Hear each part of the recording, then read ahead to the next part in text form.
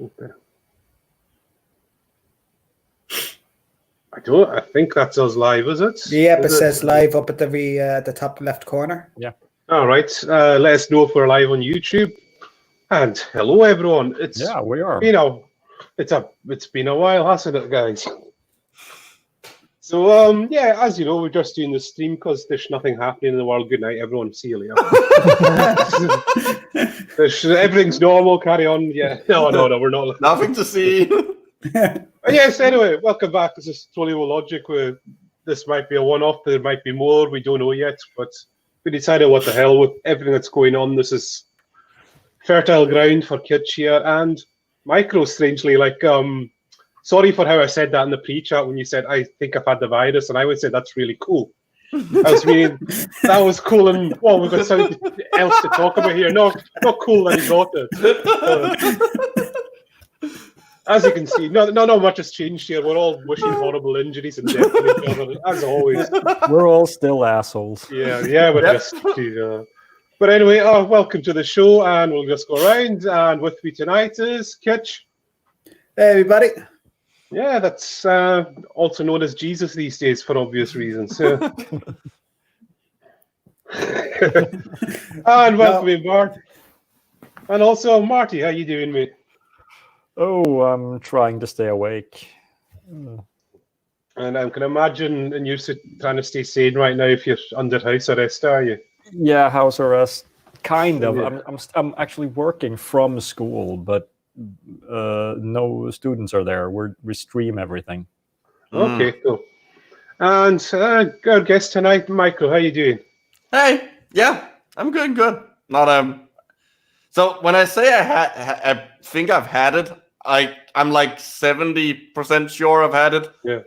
But it was very mild, so. Yeah, my family's had something too that might be it. Mm-hmm. It was just nasty cold, basically. Yeah. So it might not have been it. Can't tell. Yeah, and I've just kind of been coughing the past few days, but I'm pretty sure it's just the cough I've had. And there you go. Yeah. Right on cue. Speaking of the devil. Yeah, that's just been it for the past few days. I haven't presented anything worse than that. So. But just on a serious matter, just to before we start, it's also kind of the news. Sadly, the news. One of the original kind of guys, if you wanted the whole YouTube atheist skeptic thing, we sadly got the news he passed away. He passed away in January actually, but it was only just the other day on his channel, and sad to miss him, DPR Jones. If anyone else wants to say anything, but yeah, I think we all know he was one of the originals, and his dramas with Venom Fang X and all his other videos. He did make some amazing content and host of the Magic Sandwich Show, amongst other things. Is it if anyone else has anything to say before we go on? I think he got a pretty nicely. Unfortunately, I of course I'm familiar with him, but I didn't really follow him. Yeah. So it always sucks to hear something like that. But can't say I had any real personal connection with him. Yeah, same here. But as always, just sympathies to his friends and family for that. And with that, we'll get cracking on with the show. And obviously tonight we're talking about coronavirus or COVID-19.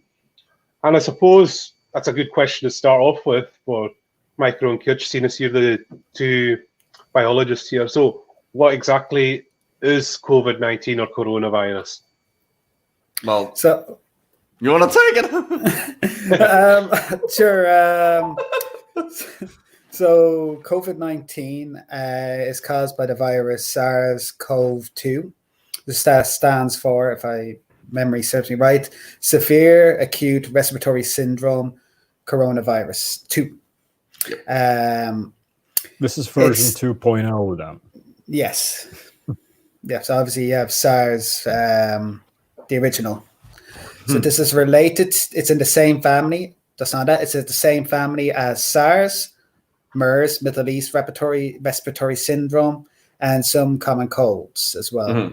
As far as I'm aware, this is the 7th pathogenic variant in humans. In humans, yes. And originated most likely in the Wuhan area. And just just a quick point, just for because people are coming back to us this in the future. All of the information is accurate as of the 27th of March 2020. So the information is always changing, it's updating, getting a better idea. So just to put that straight out there, just in case people come back and say, that's not actually quite right. Again, everything is accurate as of this date. But sorry, just wanted to get that out of the way. Yeah, right. So it affects the respiratory system. And sorry, sorry, just kind of somebody entered there and completely took it through my train of thought. And it's part of the coronavirus family. Yeah. Well, there's a question in the chat. That family is coronavirus is an entire family of viruses, and it's that includes things like basically the common cold. Some common colds. There's two viruses that can cause the common cold: rhinoviruses, which, as I'm aware, cause the majority of colds, and then coronavirus can cause some colds as well. Yes, and for those following along, rhinovirus literally means nose virus. Yeah. And yep. Also on a related note, they also found out recently that rhinorrhea is actually a runny nose, just a technical term for a runny nose. So, yep. The more you know. Yeah, we did have a question. Yeah, active advocate. I think. Well, Michael, you can read it out. So far as I'm aware, SARS piddled out before we developed a vaccination for it. Yes. But I also heard they're going off of that research to develop one for this, correct? So I think, at least I know the first part of that question. Yes, we did. The SARS epidemic, we got a hold of it before we needed the vaccine. It took like 18 months or something like that, either 20 or 18 months to develop the vaccine. For the first one, for the original, and as always, the sequel's worse. I'm not entirely sure about the second one. I think there are multiple strategies currently to develop the vaccines. I know there's I wouldn't be surprised if they're going off some of what they learned from developing the SARS vaccine. That would make sense. Yep, I'm the same boat as Michael there. I'm not too sure if they are. It would make sense if they're going off the original SARS, but I don't know. It really depends on, because so the thing about this the 2.0 virus here. It has some, if I remember correctly, it has some inserts. So, which is like it has some places in its genes where there's been plopped extra RNA in. So if that's in the middle of the epitope of the protein of the vaccine, then that wouldn't work. Well, the more common epitope. I'm not sure. I haven't looked into that much. As far as I know, there is one confirmed. I'm actually just trying to drag up the paper here just to double check. But there is an insertion of 12 nucleobases, but I think that's in the spike. But I'm not too sure if that's actually in an epitope. I think that's more in the binding site.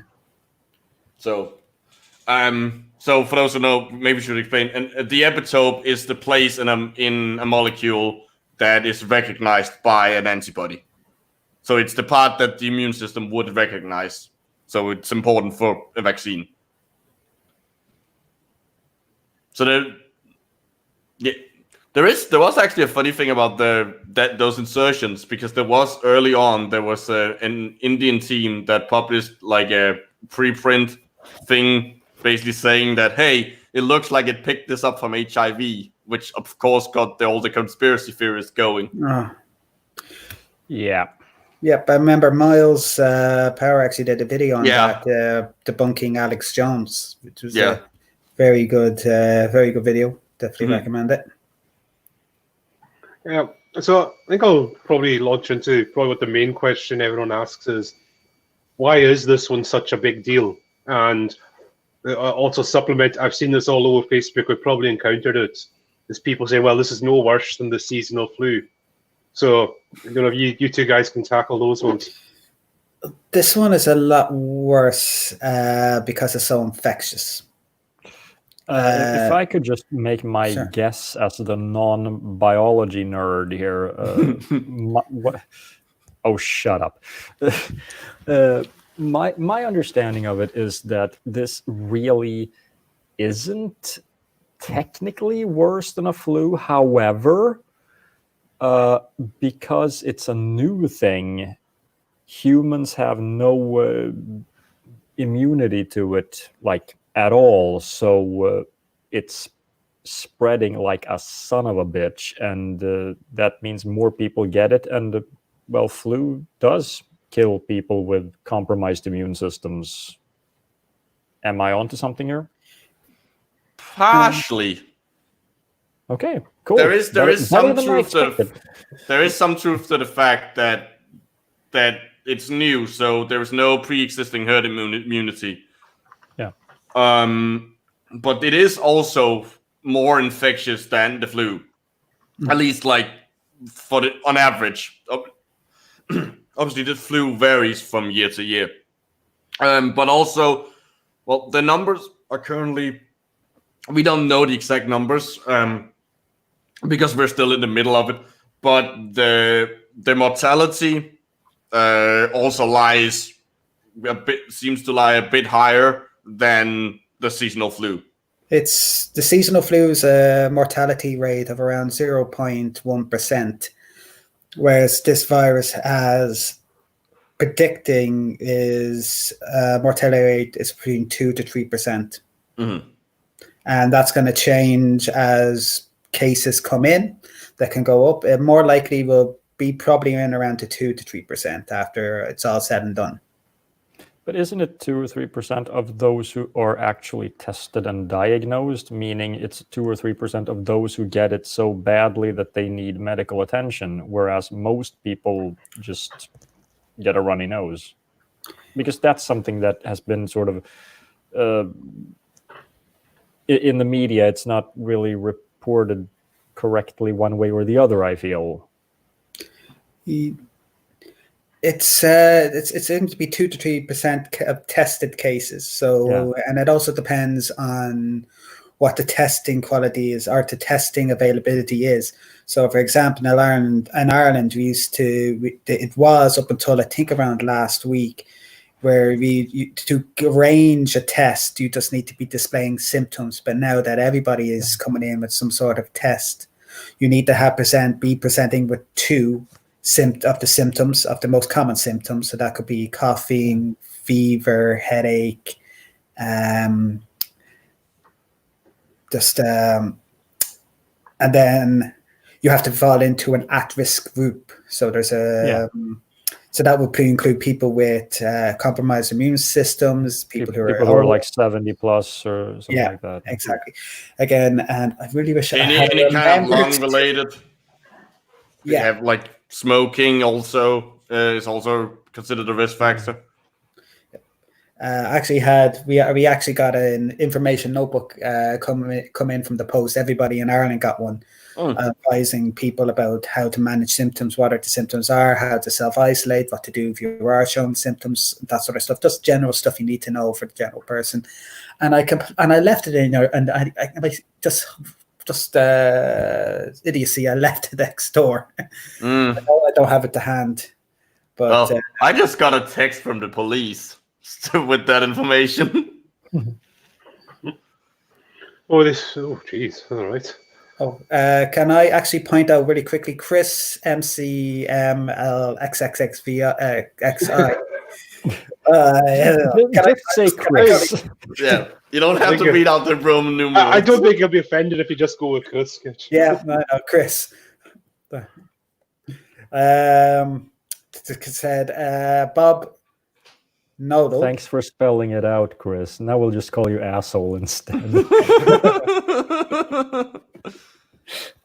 Just said that Globus has claimed the CDC said a hairdryer will kill the virus in your lungs.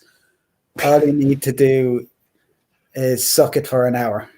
Yes, I have heard that claim, and that was actually it comes. The original claim, if I understood correctly, comes from a YouTube channel called something like Futurologist, which is like he's not the guy running it is not a medical doctor. Really, that's a shock now. He is a doctor. He does have a doctorate in education, science education, apparently. But yeah, no. Obviously, if it was that easy, we would all they would just be sending out hairdryers instead of ventilators. And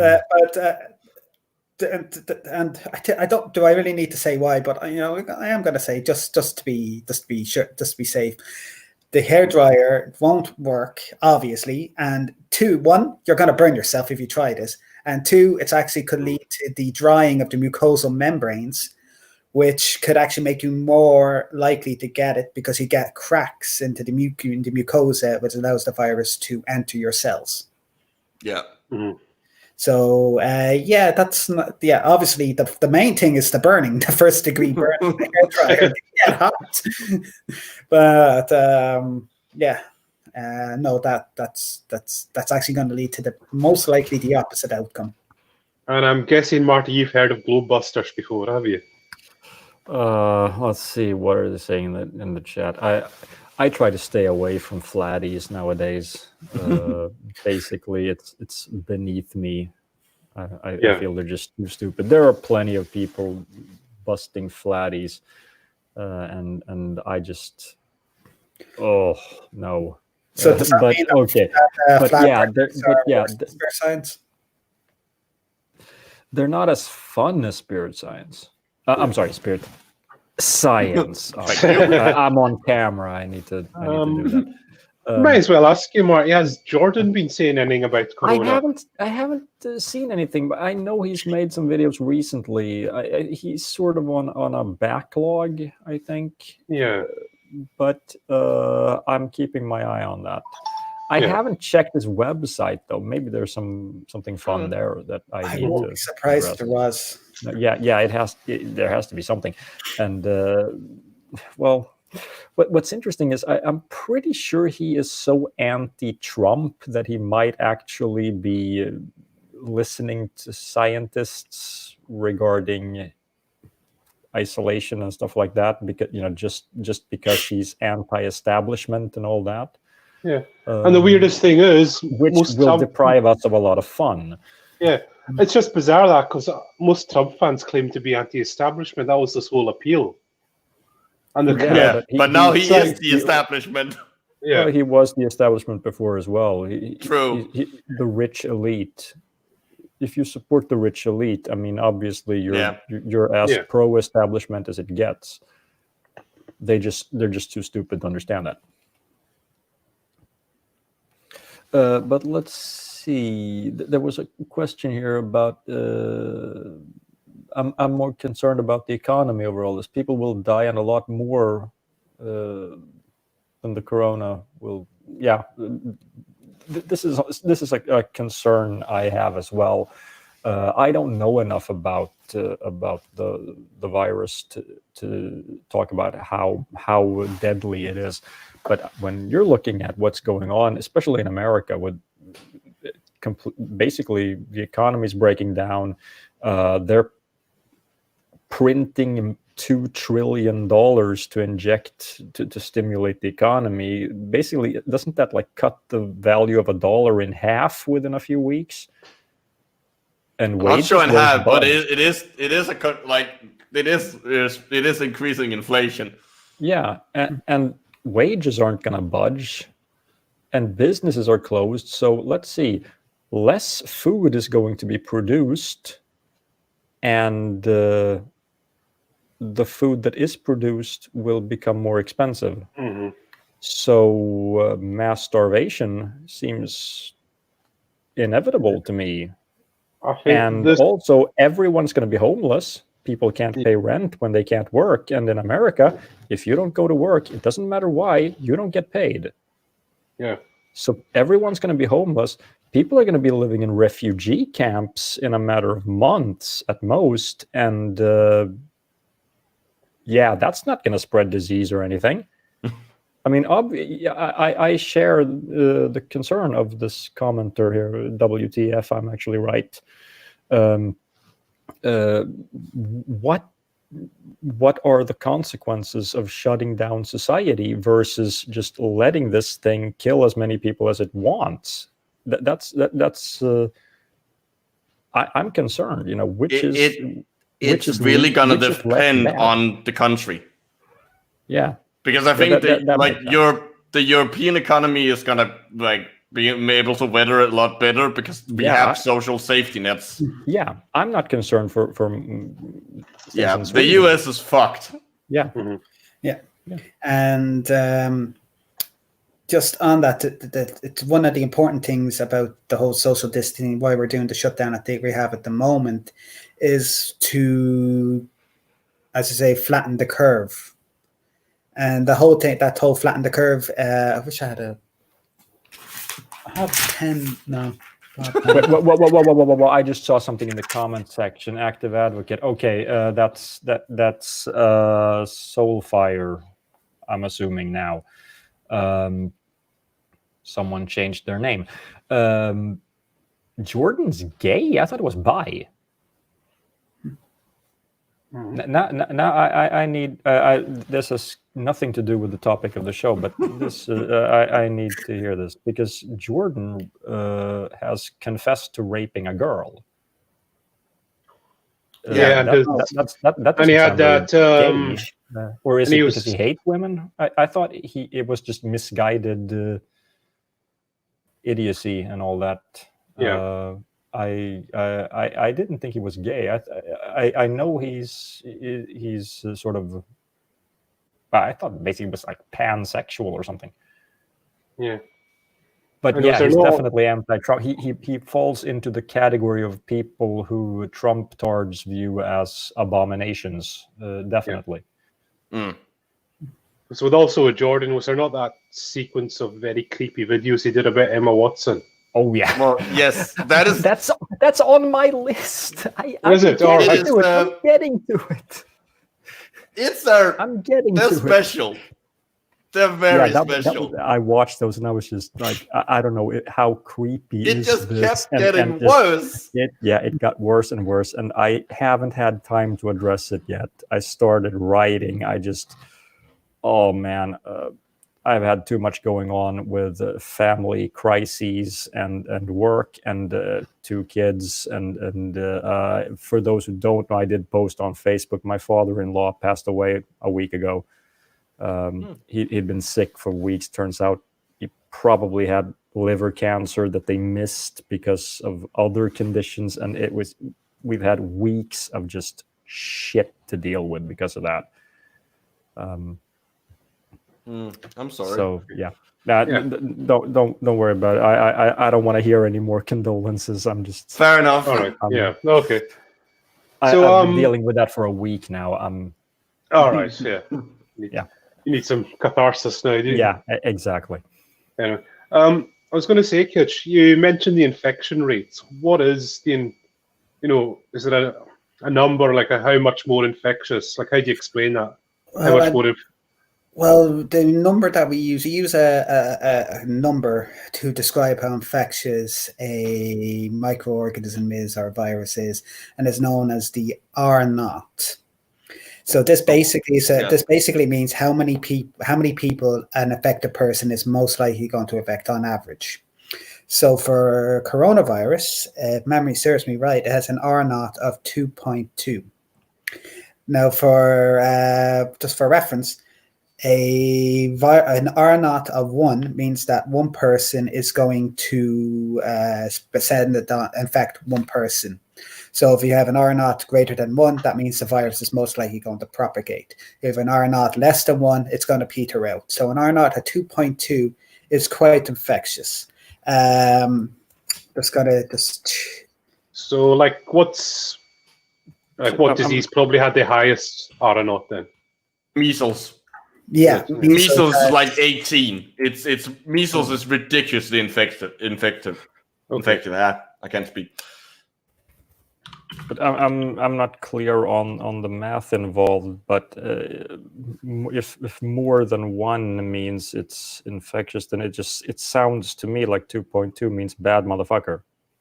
Yes. Yes. Is it anything over 2's something to worry about? Is it? Yeah, it's. Well, anything above not 1. Having looked at the actual math, but I mean 1.05 might be like, yeah, you can catch it.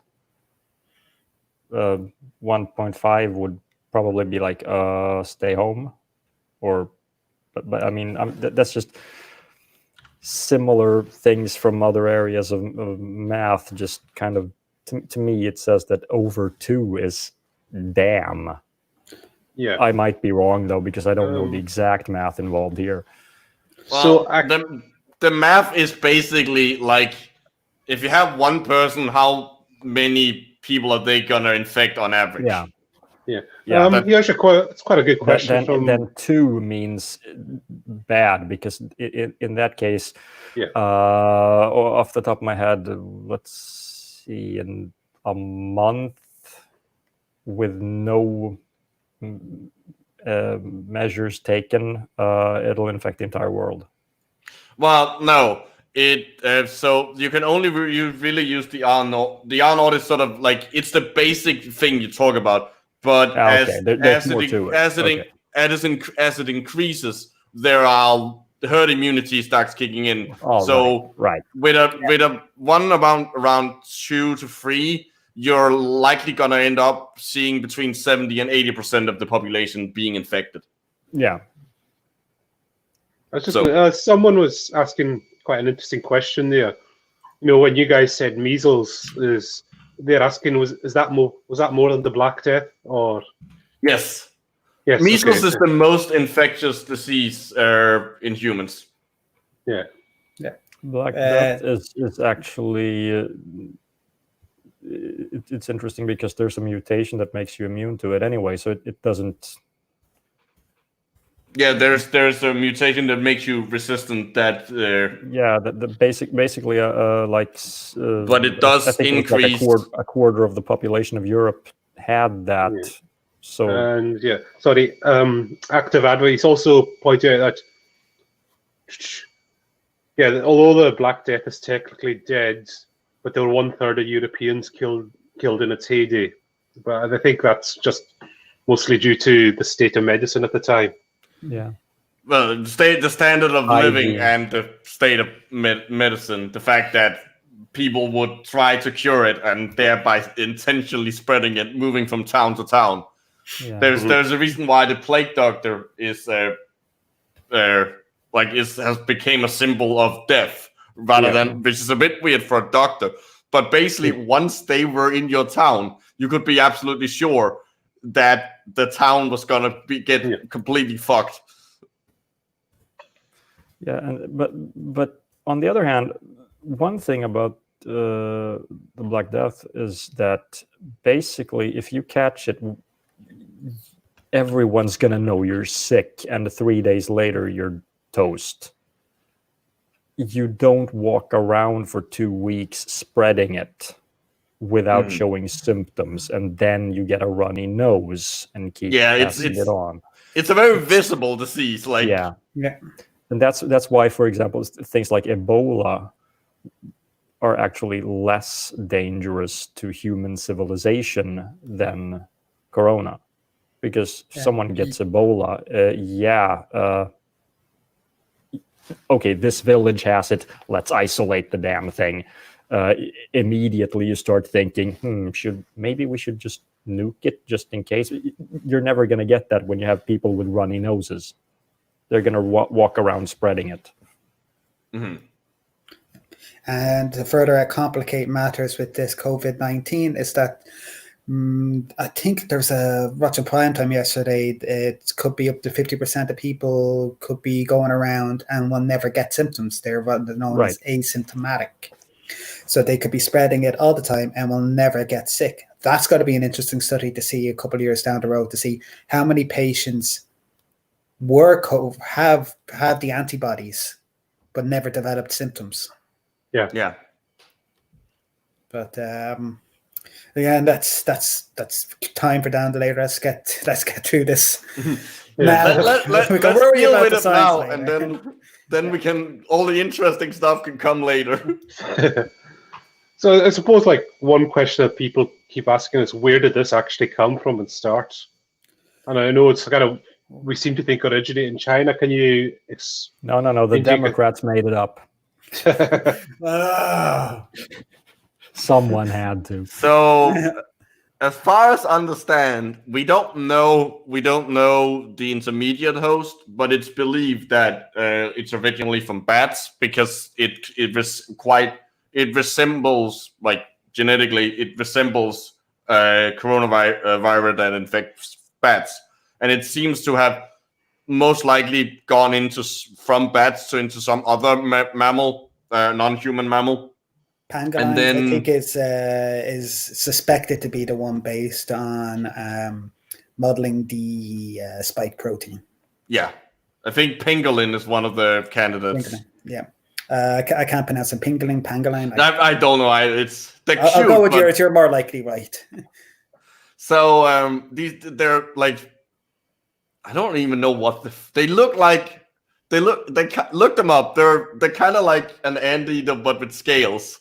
They look super cool. If anyone knows Pokemon, Sandshrew. Oh yeah. No, Sandslash. Sandslash. Sorry. Oh God. Oh no, my nerd card is showing.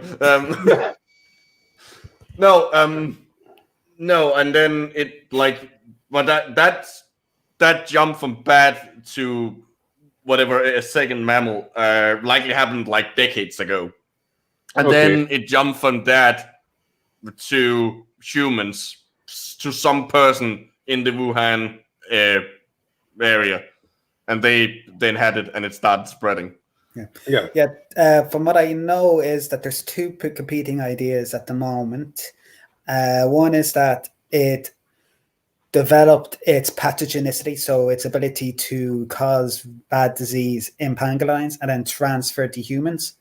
The other, or vice versa, is that it transferred from the pangolin, assuming pangolin is the intermediate host, into humans, and then it evolved its pathogenicity as it infected humans, from being something that does infected humans but didn't really cause much disease, and then started to really cause this disease. Again, it's still early days, we don't know, but that's something that's going to be hashed out over the next few months, even years. All right. Okay. Well, again, loads of good questions in the chat tonight. Michael Gallagher, is the UK Prime Minister's target of 12 weeks before we beat the coronavirus realistic, and does this follow the science? No. All right. This is gonna takes longer than that to develop a vaccine. Yes. 6 months, maybe more at least. Yeah. Well, it depends on what he means by "quote unquote" beat. By beat, does he mean the vaccine developed? Yes, then that's not a realistic timeline. But if it's flattening that curve and just slowing it down, just so we don't have everybody going into hospitals and overwhelming our healthcare systems, which puts everybody in danger, then we don't know. I think it's the honest answer is that we don't know. Still early days. This is a brand new virus, and we just kind of have to keep an eye on the trends. Keep an eye on the numbers as they come in. But 12 weeks, it could be. It might be even longer. Okay. WTF asks, there's so much speculation and there's that I'm finding a lot of experts spread a shitload of false information on this. Do you think they can do better in the future? And that's for Kitch and Micro. No. This is always gonna be like, it's always gonna be in a time where information is constantly changing. There's always gonna be like, experts are always gonna say things that later turn out to be wrong. Yeah. I think what's going to more be likely is that experts are going to be more hesitant in terms of saying, when they're making these announcements, they're going to say this is only accurate up until this stage, and that's why I said it at the start of this podcast, because it is going to change. Maybe it goes up, it goes down. Maybe it doesn't change at all. I don't know. I can't tell. I can't even tell what's going to happen in the next couple of hours. So. I think one major problem when experts talk is that experts tend to assume that people understand that what they're saying is true based on what is known at the time. And people instead interpret it as, okay, this is a done deal. What the expert says is absolutely true. And if science says...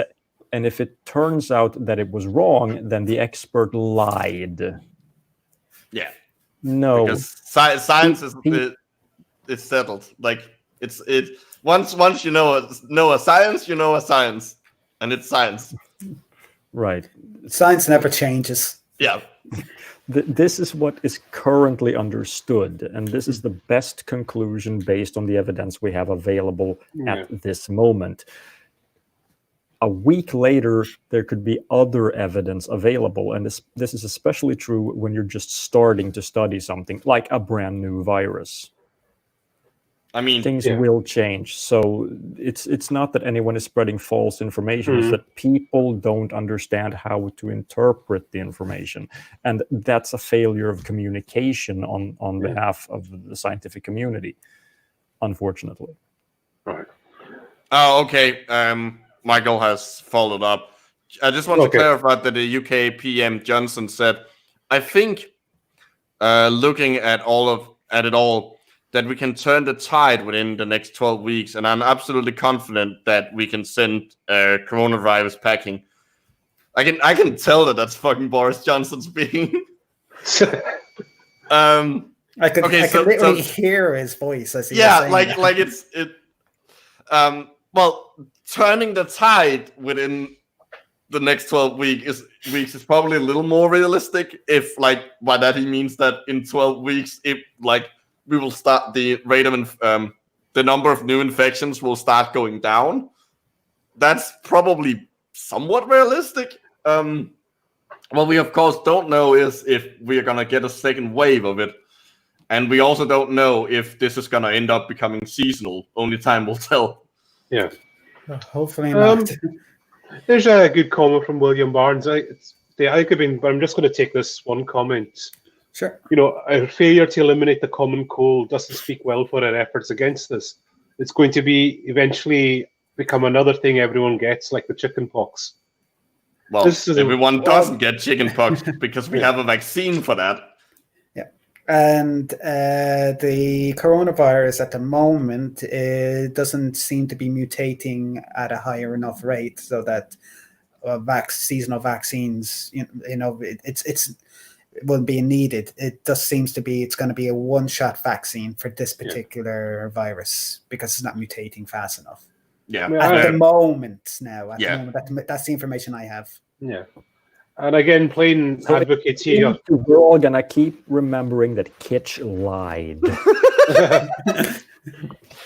He's working for them, spreading false information. Yes, Kitch will be giving full refunds for everything he's gotten wrong tonight. They're on to me. I need medical be back. I'm just waiting for a ninja to jump out behind, just whiskey away next. Yeah, we're gonna see the red dot on the forehead just any minute now. We hear someone banging on the door, and then the feet cuts. Yeah. It's just to add on to. I mean, this is I kind of know the answer myself, but to hear it from you guys. So, why haven't we got a virus for the cold? We do have a virus. A vaccine. No. Oh, that makes more think sense. I was thinking that was, but I was like a son of a bitch. Yeah. Well, first of all, because the common cold is more than one disease, one virus. There's I mean, there's what out of the 7 coronavirus that infect humans, only I think, I guess 3 or 4 of them are like super serious. The rests are effectively common colds. And then you have all the rhinovirus, which I'm not sure how many there are of them. So there are a lot. And from what I understand, especially the rhinovirus mutates faster than this current the current pandemic. So it like the same way we don't have this, like it's sort of like the same reason why we don't have a vaccine, well, like a permanent vaccine for the flu. Why we have to keep making new ones. Yeah. Another really good questions tonight, guys. Thanks. Active advocate again, saying my mother is firm in her assertion that it will be a virus, not a nuclear war, that will wipe out your species. Would you think that'd be accurate? No idea. Virus, possible.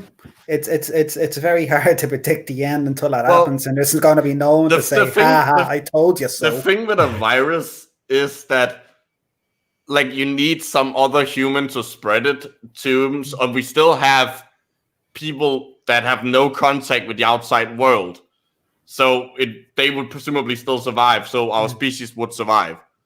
And we're with the kind of precautions that we're taking now to limit the spread of something. I mean, if like I said before, if we're talking about a virus that just kills you, I mean, it doesn't give you a runny nose, but by the way, if you have a compromised immune system, you might die. No, if it just kills you, which is the kind of virus that we're talking about, if we're talking about wiping out the species, then it's much easier to spot those who are sick and isolate them. Yeah. So I really don't see it as realistic that a disease will wipe out our species. It would be something more like Yellowstone. Yeah, something like that. Like big natural disaster. Yeah, a single event that just probably something involving a nuclear winter or impact winter is probably a better term. An asteroid impact. That's a gamma burst. Something that just affects the entire planet, not just us specifically. That is much more.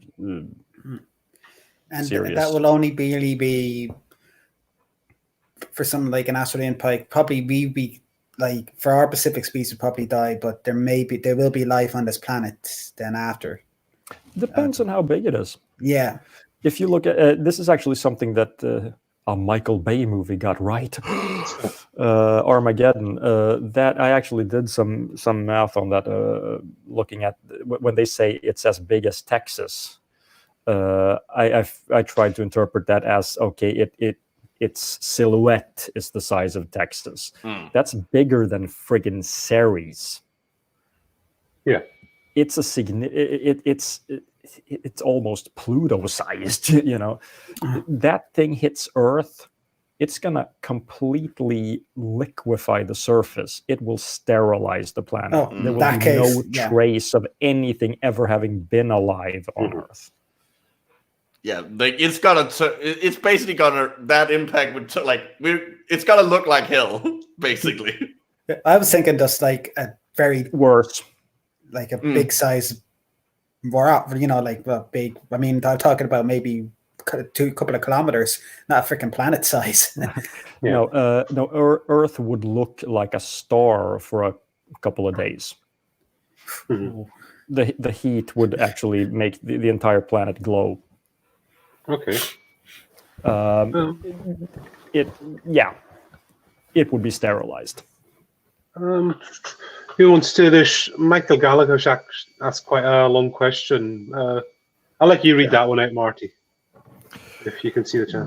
What has become clear in many economies is that the response to this pandemic has been completely reactive.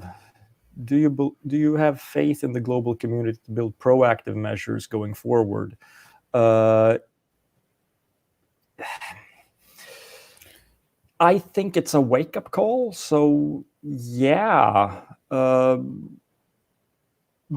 it depends on what. Global community, yes, but not every local community. I don't think Americans will learn anything from this.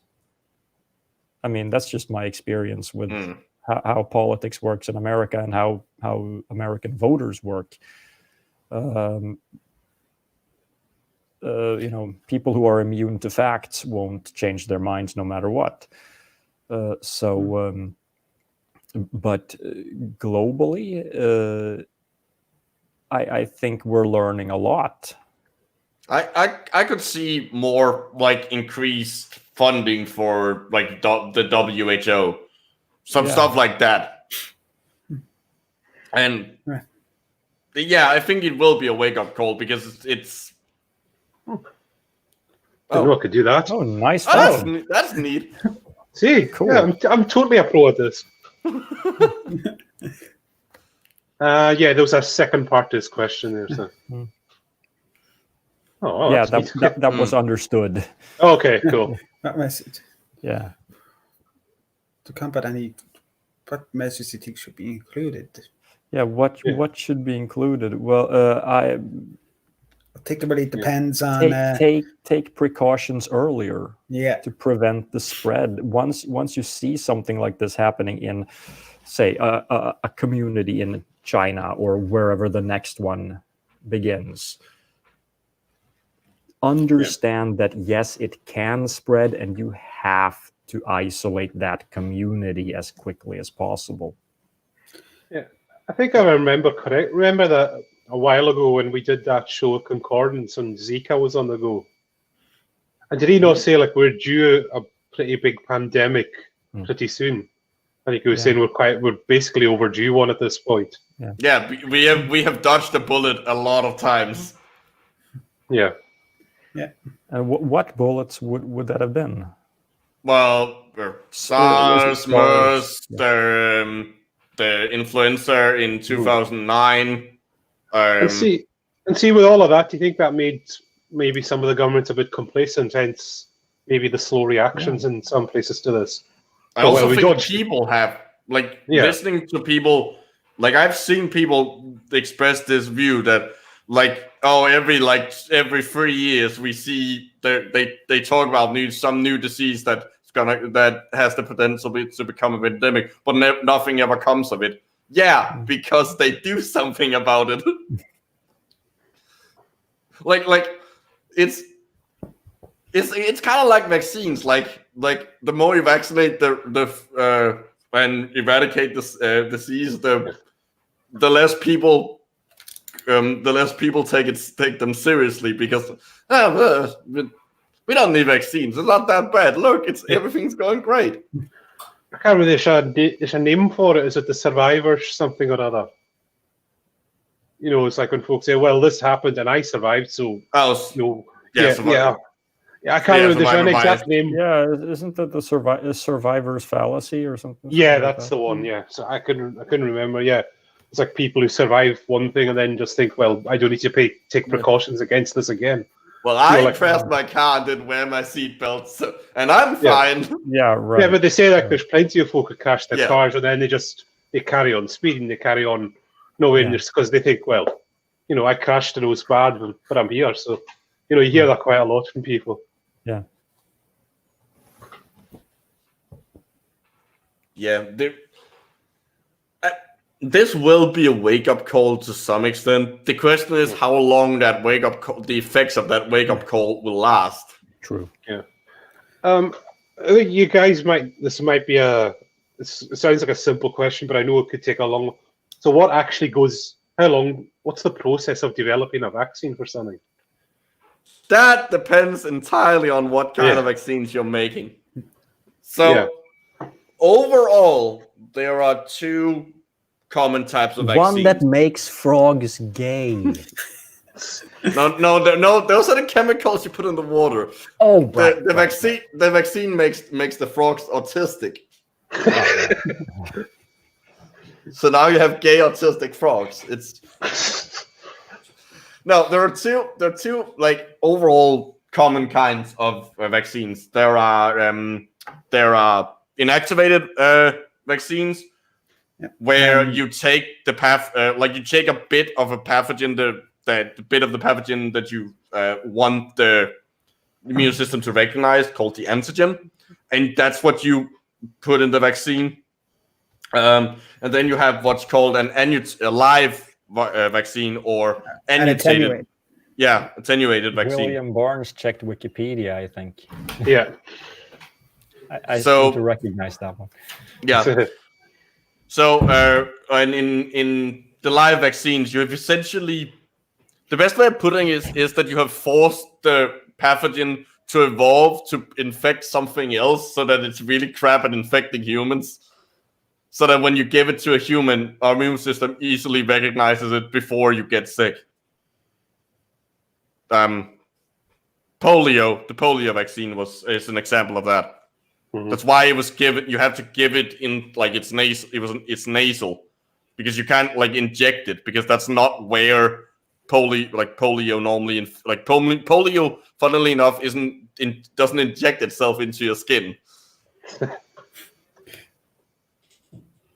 So it really depends on the which type which type of vaccines you want to do. And then there are also some experimental types of vaccines.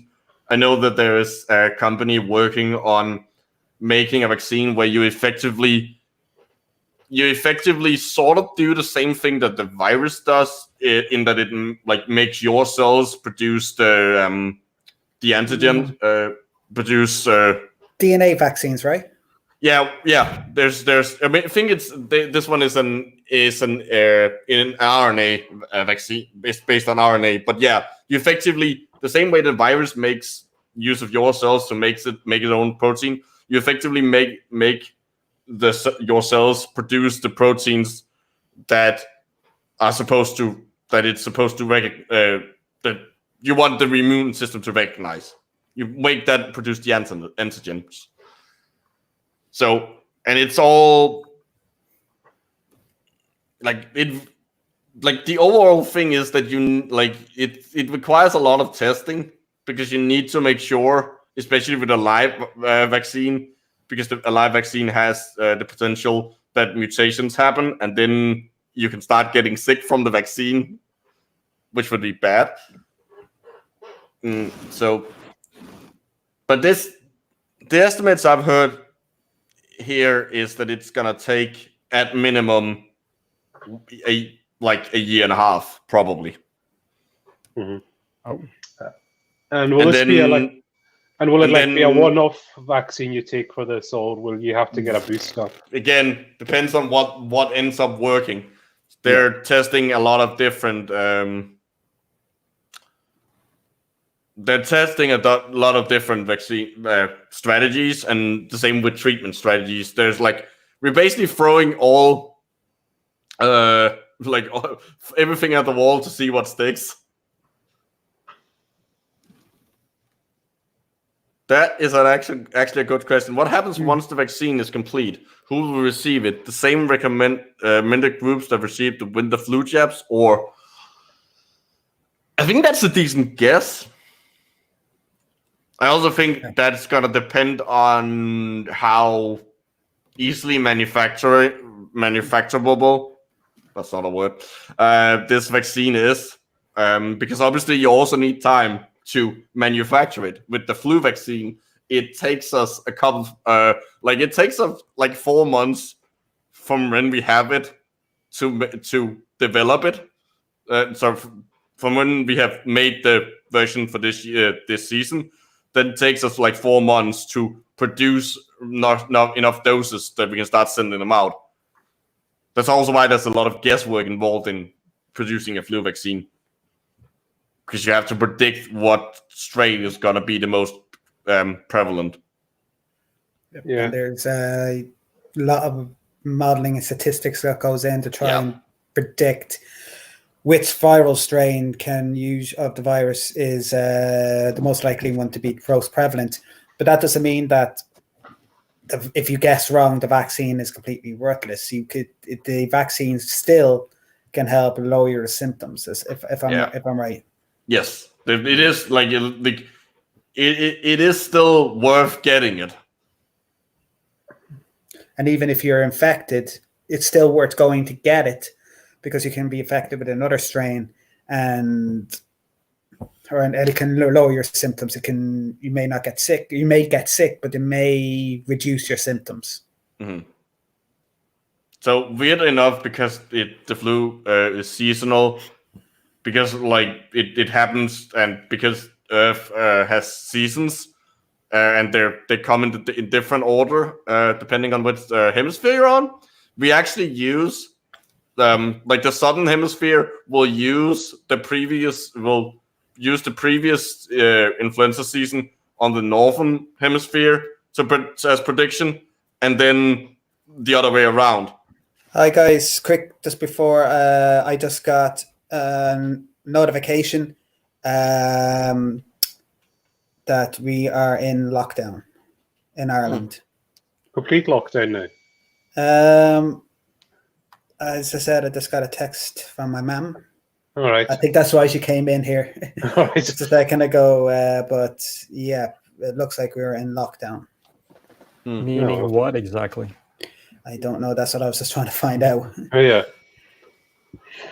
Yeah, and there's the next question on the screen for you guys. But did someone receive an mRNA test vaccine? I know there have been tests. I'm not sure if that was their mRNA vaccine. Was one of them. That would make sense, because I think for as far as I know, that was one of the ones where they skipped the animal trials and went straight to human. They fast tracked it. Yeah, is that a good idea though?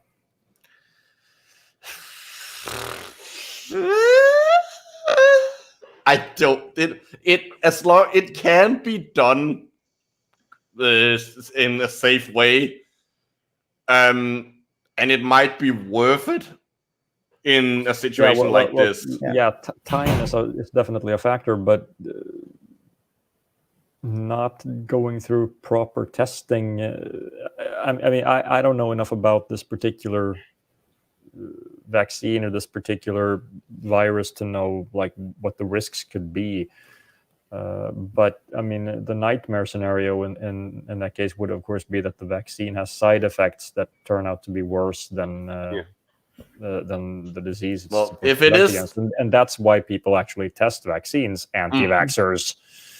We do actually test them. Surprise! Yeah, we don't just like mix them together and then. Because there was that vaccine that caused narcolepsy in some cases, and that's because it was rushed out, if I'm not mistaken. Yes, that was one of the influenza vaccines where bird flu or something like that, right? Yeah, I can't remember which one it was, but what happened in that case was that some people would the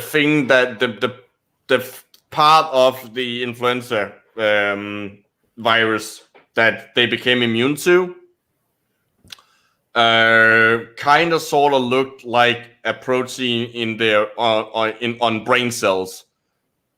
So the immune system started also attacking part of those part of their brain, and that's why they developed narcolepsy. Yeah. If people are dying anyways, skip the animal trials. What's the worst that happens? The patient dies twice? No, but 2 patients could die instead of 1. Yeah, because not everybody dies with COVID-19. Vast majority will live. However, if the vaccine has problems, then that's going to lead to more. And if it doesn't work, then that's even more. You're just causing more problems than you're solving. And yes, active advocate, of course, because I mean, it's not like biology is a real science. So. And I As he think says, in the middle of a pandemic. Kitch, I'm going to disagree with active advocate. I wouldn't actually think you aren't even that professional. I'm more microbiology now at the moment, so I'll be throwing all the bacteria at the wall and seeing what sticks. Turns out it's everything.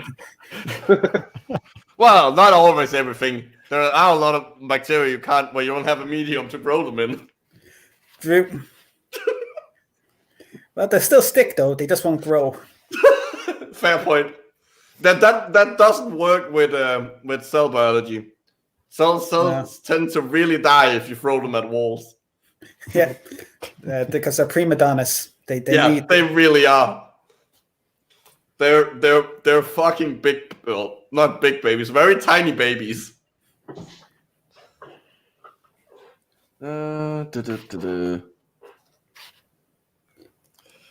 Yeah, biology is not my favorite science at all. Really, we haven't noticed. I took as little biology as I could get away with. I'm just not interested in it. Yeah, and like just say like this while you're taking this here. I mean, I'm just reading the latest news there in Italy. I mean, it is terrifying what's going on there. And in Spain. Yeah, I think today's like over 900 people died in a day there. Like that's why you should be taking all this seriously. Yeah. The social distancing is important because it allows us to control the rate of infection, and that means we can control the rate of hospitalizations. If you have too many coming at once, that's going to put the healthcare system at risk, and then nurses and doctors are going to start getting sick as well, and that's going to further make things worse. All I'm going to say is, active advocates, you're breaking some of the rules of the internet. You should not have asked that question. You just tempt me too much. Oh, you like it? Oh, cool. But probably talk about like some of the precautions we have to take, what the reasoning is behind them. Might be a good one. Like what's it like? I know it's pretty obvious, but the 2 meter thing. Yeah. Can you explain that? So COVID-19, it's not what's known as a true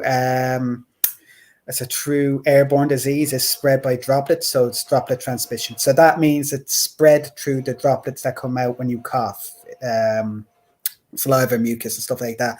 But it has hang time, so it hangs in the air for about 3 hours. So that's a completely different thing. I'm going off topic there. Sorry. So the range of the cough is about 2 meters. So that means that 2 meters around you is where your infected zone is. So your area of effect spell. Yeah.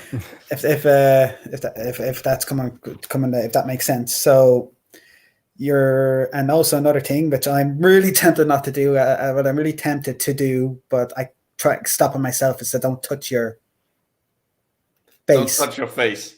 Yeah, especially I have to let this thing grow because again, barbers coming near my face during the pandemic, not good. So, and that's because when you cough and the particles land on the surface, those particles can last for hours. So you can cough, theoretically, you can come then, someone else come in, touch the surface, then touch anywhere around the face. Especially your nose and your eyes. So like most of the times when you get the flu, it's because you picked something up and touched your eye, like rubbed your eye, because your eyes are connected to your tear duct just drain into your nose. So that's how most of them get in. And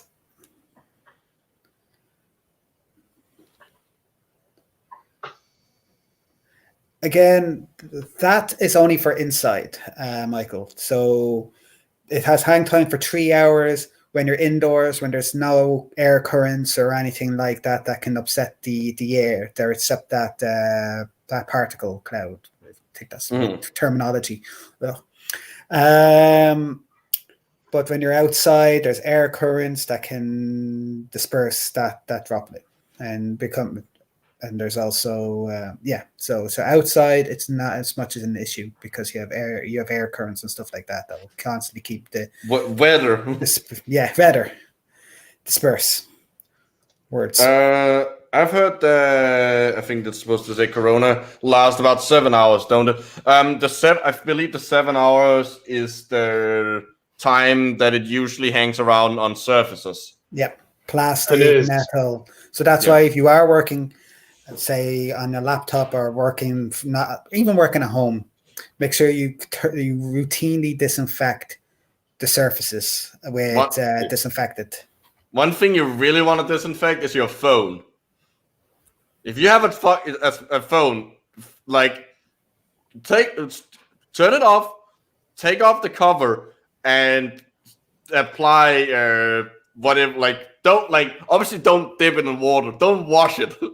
I was really hoping you were just going to say something completely daft, like just dip it in Dettol, because you don't. What you have to do is if you listen, you don't deserve a phone. Dip it in chlorine.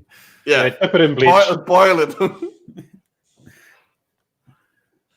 Yeah. So, and some of the other precautions, well, they're not going out as little as possible. Is again because a lot of people, it reduces your chance of getting it, and B, if you have it or is an asymptomatic carrier of it, have an asymptomatic infection, you, for good reasons, don't know that you have it, so you will be infecting others unknowingly.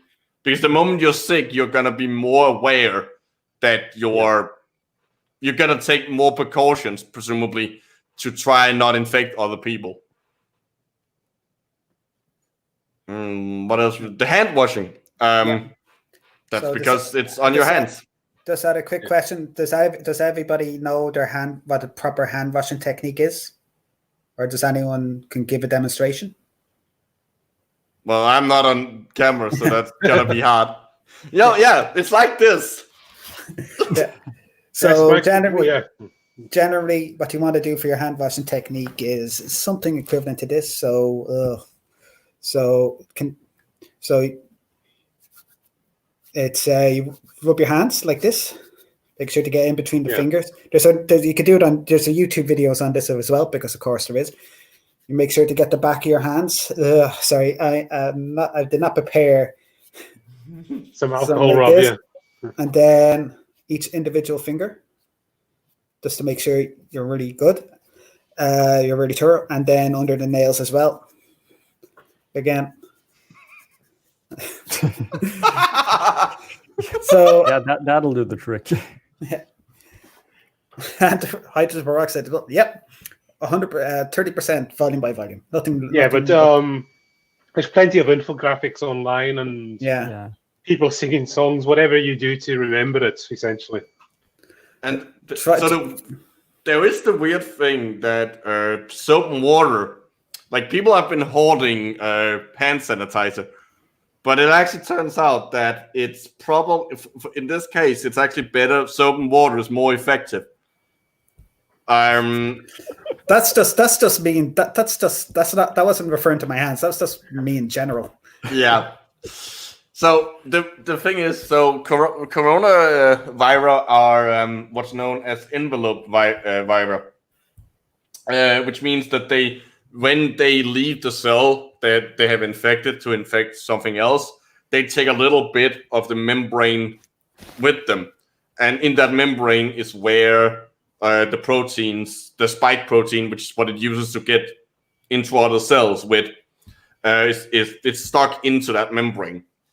And your cell membranes are made out of lipids, so they're fats. And soaps are really good at getting rid of fats. So when you wash your hands with soap, you're effectively washing away the fat on the surface of the virus particle, and it also getting rid of those proteins.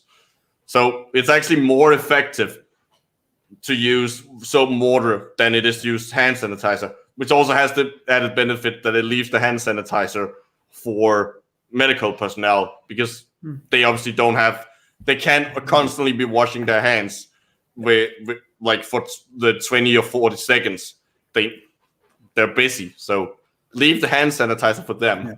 Yep. And I think you really touched on it there. At the end, washing your hands also has the effect that you're also rinsing them, and you're taking away any inactive and non-kill viral particles off your hands as well. And one thing to really be sure is when you're drying your hands, use the WHO or recommended the hand dry method, or use a paper towel. Don't use air dryers, because that just circulates fecal particles and other particles that are on your hands, maybe on your hands. Don't know how thoroughly you clean your hands. I'm not going to judge. But that just circulates that. And since there's also a possibility that this may be transmitted through the fecal oral route as well, that's a possible problem. That means shit, people. Not just shit, it means shit in mouth. Kitch always talks shit. There's another question. I think the answers are pretty obvious from you guys about this one. What do you think about people saying COVID-19 is a Chinese bioweapon? Well, no. I think we know who they voted for. It would be a terrible bioweapon. Yeah. If it is. First, there's no evidence that it is, because we would be able to tell that someone has been fiddling around with the genes of it to make it a bioweapon. And it's a terrible bioweapon, because with a bioweapon, what you want is high mortality and low to no infectiousness. Because you want to, the same way you don't want a bomb that keeps going off with explosion that eventually hits you. You don't want that's effectively the equivalent of using this as a bioweapon. Yeah, but also we know that it's not a bioweapon due to the fact that it's modeled off a virus that's not known to infect humans. Mm-hmm. So it's from what we can see, it's evolved from a non-human host and got into us. A zoonotic event is the fancy term for that.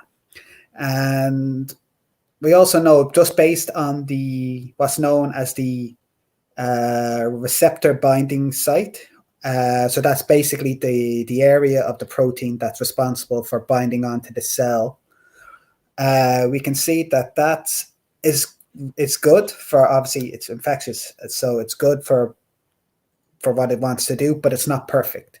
If it's a weaponized form, that protein, that viral bind site would be just bang on for what it needs to do, be ideal. Now it's really good, but it's not that ideal. If that makes sense. And also it's fairly similar to the receptor binding site for coronavirus is found in pangolins. Pangolins. Penguins. The sand, it's good. I'm just going to call it sand slash for the rest of the show. Yeah, it's. And also, why would the Chinese release it of their own population to start with? And before anyone says, "Oh, maybe it got out of the," no, nothing fucking gets out of a biosafety level 4 lab. Nothing gets out. No viruses, bacteria, hopes, or dreams. No, it is the most it is probably the most it's ridiculous how locked down those places are. Once things go in, they don't leave without having been sterilized to the point that they are a lot of them become unusable. Mm-hmm. Have we brought this virus on ourselves? I don't know. You can't. I don't think so. I mean, yeah, there are the people who are carrying on oblivious to this, and you can't say they're bringing it on themselves, but in general, probably no. To some extent, we have, because what's likely caused this is our expansion into like it's the reason why it was able to be transferred from from other animals to us was because we start interacting with those animals closely. So But isn't that true of pretty much every disease? Well, it's true of all zoonotic diseases, which are diseases you get from animals. Yes, and so that does increase the risks of these kinds of diseases, and also the conditions that the market itself can also really lead to an increase in zoonotic events. Yeah, or the chances of zoonotic events. Sorry. Or I think spillover event is the proper technical term, if I'm correct. Yeah. Which just it sounds way too non-technical. It doesn't sound like it sounds like what you would say when you're just like casually talking about it. Well, you don't beat spaghettification.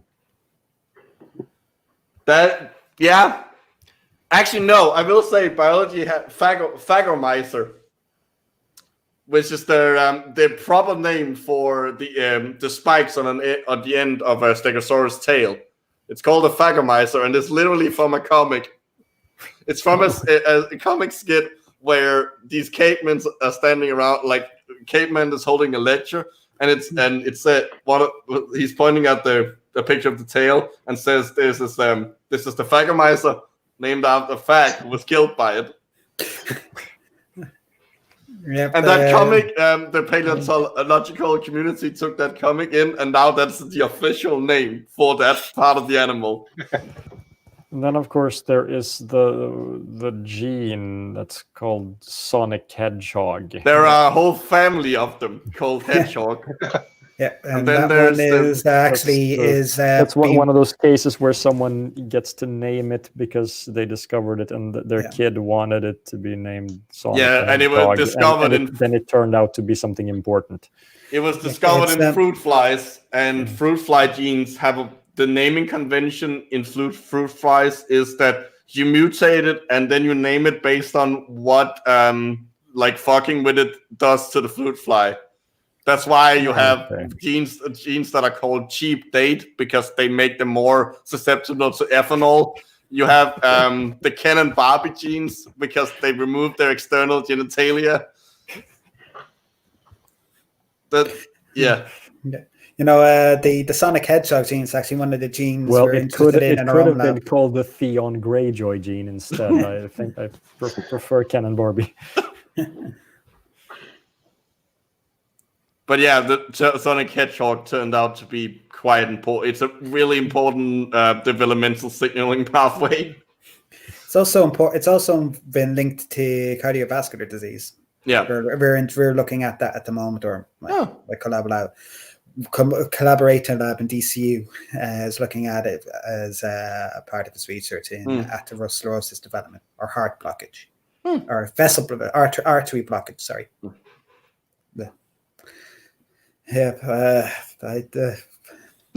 This lockdown, I'm out at the lab 2 weeks and I'm solidly struggling with the basic cardiology.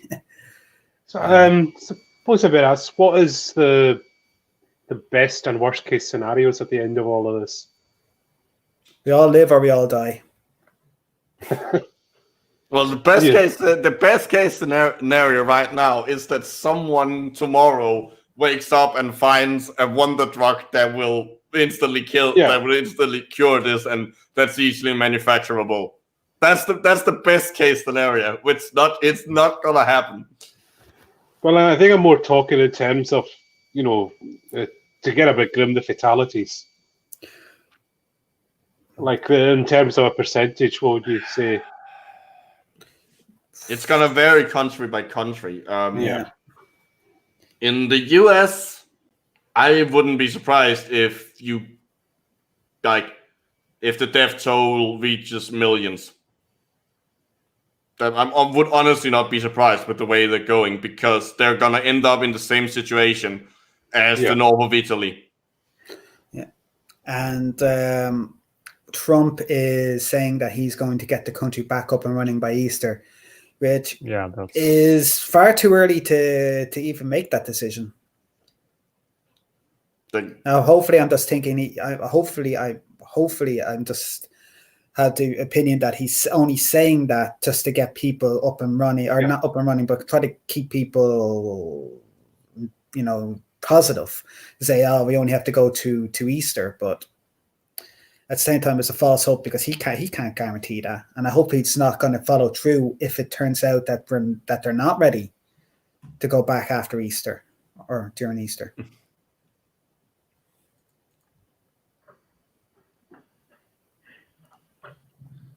And okay, so for take the question, the best case scenario is that we get this under control and around that we are able to treat as many people without treat all the people who need it without overextending the capacity, which in that case people are still going to die, but it's going to be far fewer. Yeah, but if we max out, we reach more than the capacity of the medical system. What we are going to end up seeing is the people are also going to start dying from everything else. And I just want to take this time to quote our Taoiseach, or as everybody else calls him, PM, Leo Varadkar. He said that fear is a virus as well, so we can't afford to panic, and because that's also going to make things worse. So we need to be alert and not anxious, and just follow what the WHO and the CDC are saying. And that should at least get us to the best case scenario or somewhere close to that. Yeah, once this thing shit really hits the fan, you'll start seeing shit like looting. Yeah. Which is not going to help. Yep, the question down there, guys. If it starts to mutate again, I don't know too much about if it will. I don't think it will. Well, it also depends on in what direction it mutates. Yeah, there are effectively two routes it could take. It could either take a route where it increases the amount of people who get symptoms, but lowers the lethality, which generally lowers the lethality because of stuff like it. For example, it will mutate in a way that will tend to have it infect the upper respiratory system rather than the lower ones, because if it's in the upper, obviously there's a shorter way out, so you're gonna infect more. Or it could take the route where it becomes more lethal, which might lower, depending on exactly how it does it, it could either lower or increase the infectiousness. Mutations are by nature random, so it's kind of hard to tell. Yeah. It's hard to predict evolution. It's a lot easier to come up with the explanation afterwards. Unless you're in an episode of Voyager, Marty. Yeah, I was about to. I kind of knew that. Shall we reference that episode in particular? Well, there are two episodes that come to mind. One of them being one of that's those actually that we never mention. Oh, the other one is when Janeway asks the holodeck, predict how this animal's going to evolve. Yeah. That's the one. I can't remember what it's called. So. If this thing were allowed to evolve for 65 million years, what would it look like? Boom! Here you go. Yeah, it doesn't work that way. And the other episode, of course, we don't talk about. Yeah. So from what I'm saying is I have a lot of free time now to check out this potential fantastic series. Oh, yeah. Yeah. Stock up on lots of booze. You're going to need it. Yeah. Well, he is also Irish. You beat me by like 2 seconds. I do believe, Slender, you managed to reference two of the worst episodes in Star Trek and two of the worst franchises in one go there. That comment. That's impressive. But yeah, there was a question. I kept skipping over this. The testing now. Where I'm living right now, they don't. Why is it so difficult to test for this? It seems to be it's very slow in the test. So, what's the answer to that one, guys? Basically, you need specific materials to be able to perform the tests, and someone has to make those and distribute them. Right. We just don't have enough kits at the moment to test everybody, and also those tests require people, lab technicians. You know, the guys that go in, take the sample, and do the test, work the science magic, and then give you a result. That's also limited. Put it in the heating up and cooling down machine. Yeah, because I'm not kidding. That is literally how the test machine works. It cools the samples up and down. But a few bits and pieces here and there. Right. It cools them up and down. That's how PCR works. It's cooling up and cooling down. But biology really does sound so intense and complicated the way you guys are describing it today. Throwing gems at the wall and turning ovens on and off. It's a hard life you guys have. It's all in the planning. The actual practical stuff is usually pretty all right. But then it's not like physics where you have to build multi-million-dollar machines underneath two countries to figure things out. Yeah, but on the testing as well, there's only so many kits, and for anybody who's listening, if you're in the showing systems, contact your health service provider, and they will decide whether or not that you need to go for a test, and they will advise if you need to self-isolate or not. At the moment in Ireland, you need to have presenting with either 2 symptoms and be in a risk category. I think it's either 2 symptoms or you have to be in a risk category. Yeah. But again, if you're in Ireland, there's a booklet that's been released, sent to every household about 2 days ago. All the information is in that, and just follow your TB. Do not go into your doctors if you're suspected that you have a case. Yes. Call in because that's how you infect the entire waiting room. Yeah, and people in there who are because they're sick. Wrong. Yeah, they're sick too, and that increases the severe cases as well, and Oakburn's Hospital. And I suppose a wee bit of the basics. What are the symptoms for everyone? I know probably you've heard it, but for anyone who's listening to this later, what are the symptoms? Severe cough, dry coughing, fever. I want to cut in right there because I've had a few people with cough. So can you? I know, Alexa, I'm asking really basic, but what's the difference between a dry and a wet cough? How does the feeling and all that? It's a dry cough. It feels like you're not getting anything up. It's you're not getting up any phlegm or anything like that. Your throat is just irritated. Yeah, and apparently it burns as well. It's like a burning sensation as well. And you can also hear it. You can hear when someone you can hear when someone's coughing something up as opposed to when they're just coughing. Yeah, it's essentially when you listen to actors in films when they're doing a fake cough. It's that's like a dry cough, isn't it? Like the old classic on the bed seat on the deathbed kind of cough. Yeah, like they over exaggerated. Yeah. Yeah, but basically, if you cough and don't feel like you're getting anything out, if just coughing because you need to cough, not because there's actually anything stuck in your respiratory tract, that's a dry cough. And then there's also mild fever. It's one of the symptoms. Over 38 degrees. Yes, it could be anywhere over 38 degrees Celsius. Celsius, obviously. if you're 38 degrees Fahrenheit, not the true temperature. That's Kelvin, but fuck it, Remur. If you're 38 Kelvin or Fahrenheit, you're dead. You're dead either way. So. Yeah. Well, but you're more dead in one scenario than in the other. Definitely. I'm sure Voyager had an episode on it.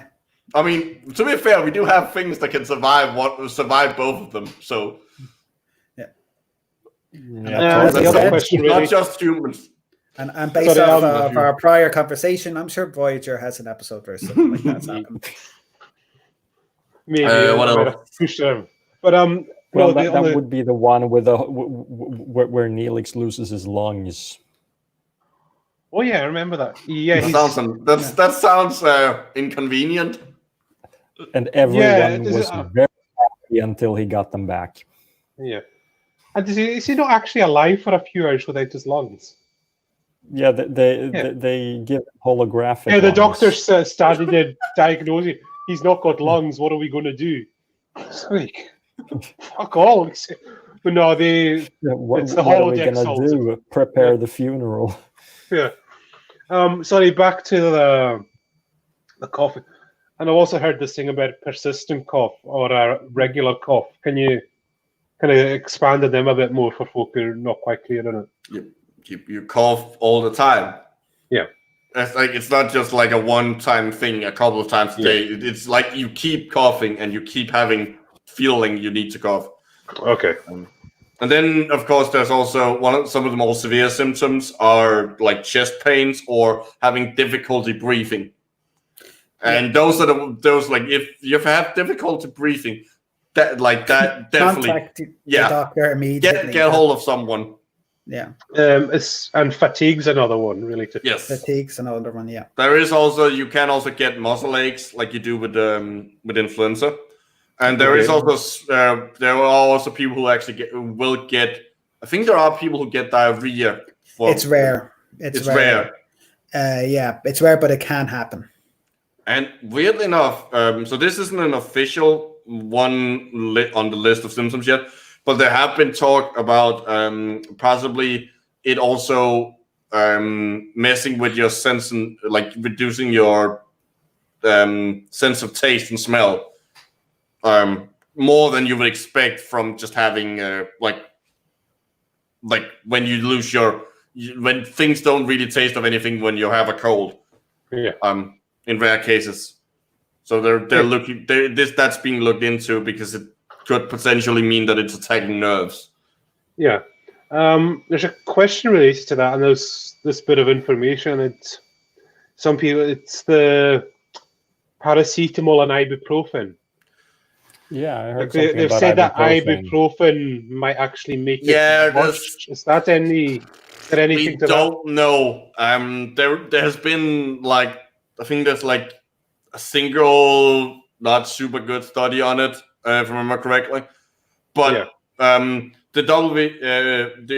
WHO they have essentially said like as far as we know there isn't a problem with it, so we're not gonna not recommend it, which is a really stupid way of saying what they're trying to say.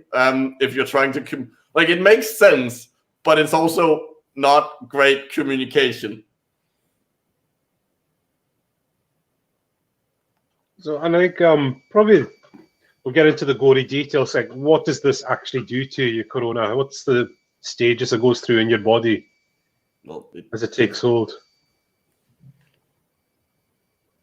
Like, what's it actually doing to you? Sorry, I thought I heard Michael come in there. It grows inside your chest until it bursts out. And then it runs off and grows larger without having any materials to grow Hello, on. my baby. Hello, my honey. But only when it only does that when you're the only one around. Yeah. So it starts to infect the cells of the respiratory system. Mm-hmm. After all, the immune response starts to kick in. And that's when you start to get symptoms such as the coughing, the fatigue, the high temperature, all that we just said. And I'm trying to remember because I actually have a guide here. Sorry, it's just going to take me a second because I don't want to do this off from memory. If anyone's interested, Kitch has a really good video that actually goes into detail exactly how the symptoms are caused. Right. But you have basically two stages. You have a initial stage where it's non-severe, and then you have that can go into a severe disease. Oh god, I hate this work computer. I need to take it back into work, but apparently work is closed, so I can't actually get it fixed. Ironic. So Micro, they're asking you to put the channel name in the chat. Oh, of course. I'll do that. Hold on.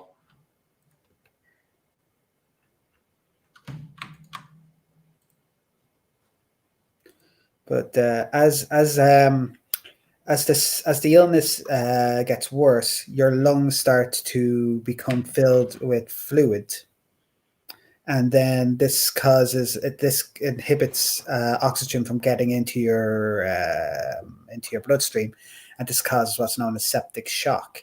That means your blood pressure goes way down low, your oxygen goes way down low, and this is how people die, because they're not getting enough oxygen in. Yeah. Hence why the need for ventilators. Yeah, because it's getting the oxygen straight into the lungs. It's a ventilator is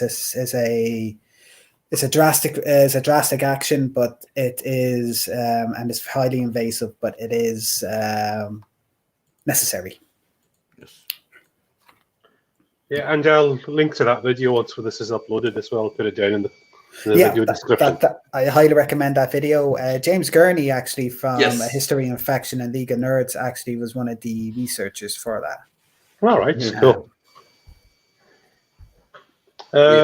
Even though he downplays his role in it. So there's a question there. It's kind of jumping back in the conversation about. Yes, ibuprofen is a non-steroidal anti-inflammatory drug. As I said, there have been reports out of France that it might worsen the symptoms. Since we don't know if it actually does that yet, we don't know if it will actually, we don't also don't know the mechanism. Yeah. I think it's basically they've said they don't think there's any risk in taking it, but just stick with the paracetamol anyway. Yeah. We need especially at the early stages, we need a robust immune response to the virus. But as I always say, follow the guidelines of your health practitioner, GP or doctor. And the health authorities wherever you are. Okay. It's.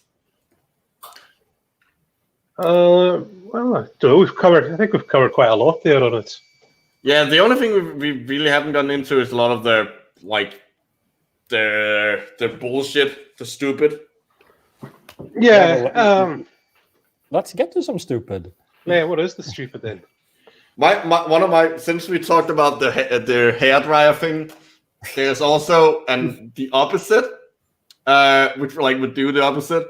There's apparently an idea going around being spread that sipping a bit of water, keeping your throat moist and constantly drinking water to wash it down into your stomach to kill it, which doesn't make sense because it's inside your nose.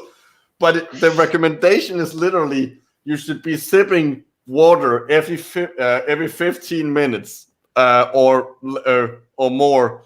To constantly go and sip water. That's quite a lot of water. If you're sick or if you're healthy or both. If you're healthy, you should either way you should be keeping hydrated. But that's not what's causing. That's not. It's also quite a lot of water. If you assume you sleep for 8 hours, if you're constantly drinking. That's effectively a couple of glasses of water every hour. That's a lot of water. Mm-hmm.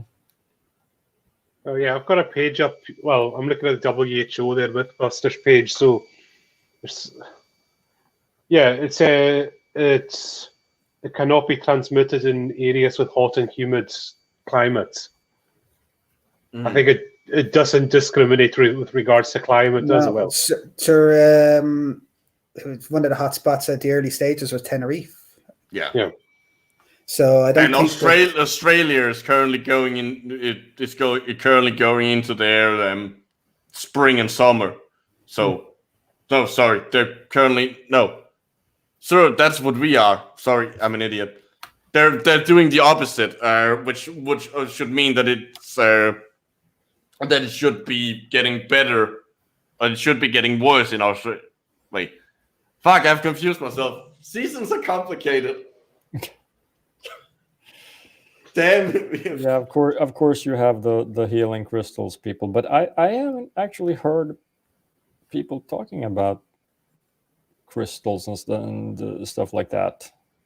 No, it seems that even a lot of the woo people have been like, even they realize that this is for real. It's not happening far away. It's happening. They're realizing that it can happen to them, and then all of a sudden they stop promoting their bullshit. But the people who are promoting bullshit are, of course, the religious people who say, let's gather in huge crowds packed together and pray. Yeah. Which is social distancing is our best weapon against this. Yeah. And they're like, let's do the exact opposite and make it worse and say that we're helping. Yeah. Yes, you can theoretically kill it with a bullet, but you need a lot of bullets. kill it with fire, essentially, isn't it? To quote Doom, shoot at it until it dies. Well, in fairness, not a whole lot of bullets. You only need one because a virus needs a live host to survive. That is true. Yeah. Here's another one I've read that hot water will kill it. Just hot water on its own. No, if it was that easy, we wouldn't have a pandemic. That's a nice trip to the sauna would cure it then. Well, But that's actually, I think, included in the same people who like the same guy who proposed the hairdryer thing also proposed sauna. What kind of temperature would kill it? I mean, the problem is that to kill it, you also it's inside your cell, so you also have to heat your. Yeah, but disregard that. Here's a virus. Kill it. How do you do it? 121 degrees for 15 minutes. Yeah. But that also exactly. So that will kill you too. Yeah. Oh yeah. No, if it kills the virus, it kills you. Yes. Temperature. Yeah. That was my point. Yeah. Don't autoclave yourself. There's Dry or wet autoclave. Yeah, 38 Kelvin will definitely kill you. I'm not sure it will kill the virus. I think it might just freeze dry it and it'll be fine. No, it will. There'll be a population of viruses that will survive. Yeah. Yeah. There will. Well, yeah, to some extent, there will be a small portion of them that probably will survive. Yeah. 1,000 degrees for a second. Yeah, that should vaporize it. Yeah. It also vaporizes you, but yeah, it'll vaporize you too. So yeah, not in 1 second though. You'll probably die, but you're not going to vaporize. Gonna get a nice tan. Yeah. All right, and I'm not sure how I'm pronouncing this. Is chloroquine or chloroquine?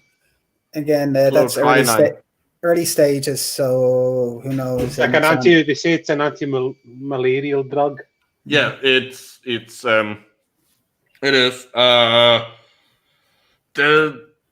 The hope is largely based on one not that good study that got hyped up. It's possible that it might work. There are also other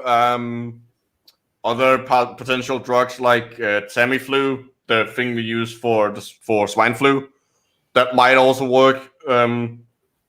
But all of these things obviously needs to be tested and tested properly, and not do what some guy in the US did and tried to like treat himself using I think it was like hydrochloroquinine phosphate or something. He got it from a thing you put in aquariums to clean them, and he ended up dying. It's been, when I'm just checking the date of this article that I got here. Yeah, Friday the 27th, so today. One person that's promoting that as a possible cure is a Mr. Donald John Trump. Yeah. Yeah, it's just and it's got like some interesting side effects, like heart failure and toxicity. So it also continues use over several months, which is obviously not what you're gonna do here, but apparently also damages your eyes. Yeah. So it's not a fun. Gonna be a fun. It's not a fun drug. It's not harmless. That's why we need to test it to see if it actually works. Because before we start using it. Yep. Again, sorry, I had someone come in, but again, the numbers that this study was based on were very small, so it's very hard to generalize. There was also this study to an entire population from a small sample size. Mm-hmm. So again, sorry, I'm not sure if you guys said that or not, but I just wanted to make sure. I mentioned it, but you expanded on it. Yeah, I was distracted by the offer of potentially a glass of whiskey. Ooh. Again, that sounds like a very good idea. Yeah. I have run out of I ran out of alcohol early on, being in lockdown. I came back from Iceland just before this all hit, so literally did I think a day or two before this all hit. So I have a bottle of Jameson from the duty free, and a bottle of Icelandic liquor. It's called Brennivin, but they call it the Black Death. So I don't think coronavirus is going to kill me. Two people in here understood that word. Yeah. Brennivin, literally burn wine. Yeah. Not because it burns, but because of how you make it. Yeah. The distillation is over fire. Oh, it's even more metal than I thought it was. Well, it is from Iceland, so they might just be doing it over a volcano. I don't know. They bake bread in the ground. Yeah, it's not just Icelandic. It's Scandinavian, Nordic, I should say. Oh, cool. Yeah, just on the volcanoes, the actual hot water that came from the pipe was heated by the local hot spring. You have when you take a shower in Iceland, you don't wait for the water to heat up. You waited for it to cool down. And there's always a smell like that sulfur smell afterwards. And first time they even use it for in Reykjavik. They will some of the major roads has the water pipe running underneath them, so they can use that heat to keep them ice free. That's where I was. I was in Reykjavik. I was wondering why there was no snow on the roads. I was like, that's cool. The more you know. No northern lights though. The first day was cancelled, and second day went out, and it was too cloudy. So that sucks. So maybe when this is all over, I'll go back. Yeah. So speaking of cures, everyone's favorite conspiracy theorist, Alex Jones, has been told to stop selling colloidal silver toothpaste as a cure. Win. I consider this an absolute win. Yeah, it's not been a good week for him. He's also been asked to pay some ridiculously high amount in legal fees for the Sandy Hook thing. Yeah, Sandy. When you play stupid games, win stupid prizes. Yes. What's our other favorite idiot, Mike Adams, saying about this? I don't actually know. That is a very good question. Let's go to naturalnews.com. It's acceptance time. Turn on your ad blocker. It's on. I never thought I'd hear someone say that with such enthusiasm. Basically, well, Kitch, you've got the beard We're to at say end it. phase. You've got the beard to say it. That's a name I haven't heard in a long time. Oh, that's not a name I've heard in a long time. No, if I was to do anything, it'd be. I stopped caring about him after he got in trouble with the feds. You're missing this. It looks great. He's okay. Just judging by the headlines in the latest news section, Doesn't seem as bad.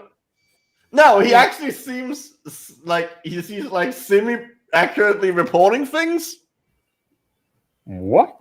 At least, but judging by the new, coronavirus could kill 40 million. Seems a bit high, maybe, unless he means on worldwide. If the world didn't go into lockdown, I think. Estimates for the Spanish flu with 2.4% was. Here we go. Million. Mike Adams is in a really weird position because he was such a supporter of Trump, and it looks like he's going against him now, like going by some of these headlines. So okay, I found the stupid. Supplementing with these essential vitamins can help support immune health and protect against infectious disease. Of course he did. Oh, there's always some amazing headlines on there. Yeah. Coronavirus being used as justification to implement a total surveillance society. But everything has been.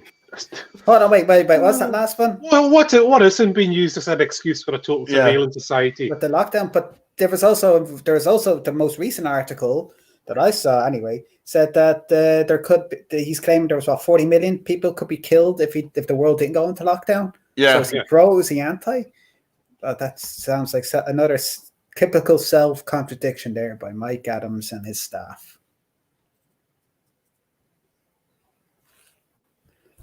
And can zinc help fight COVID-19? Question mark. Yeah.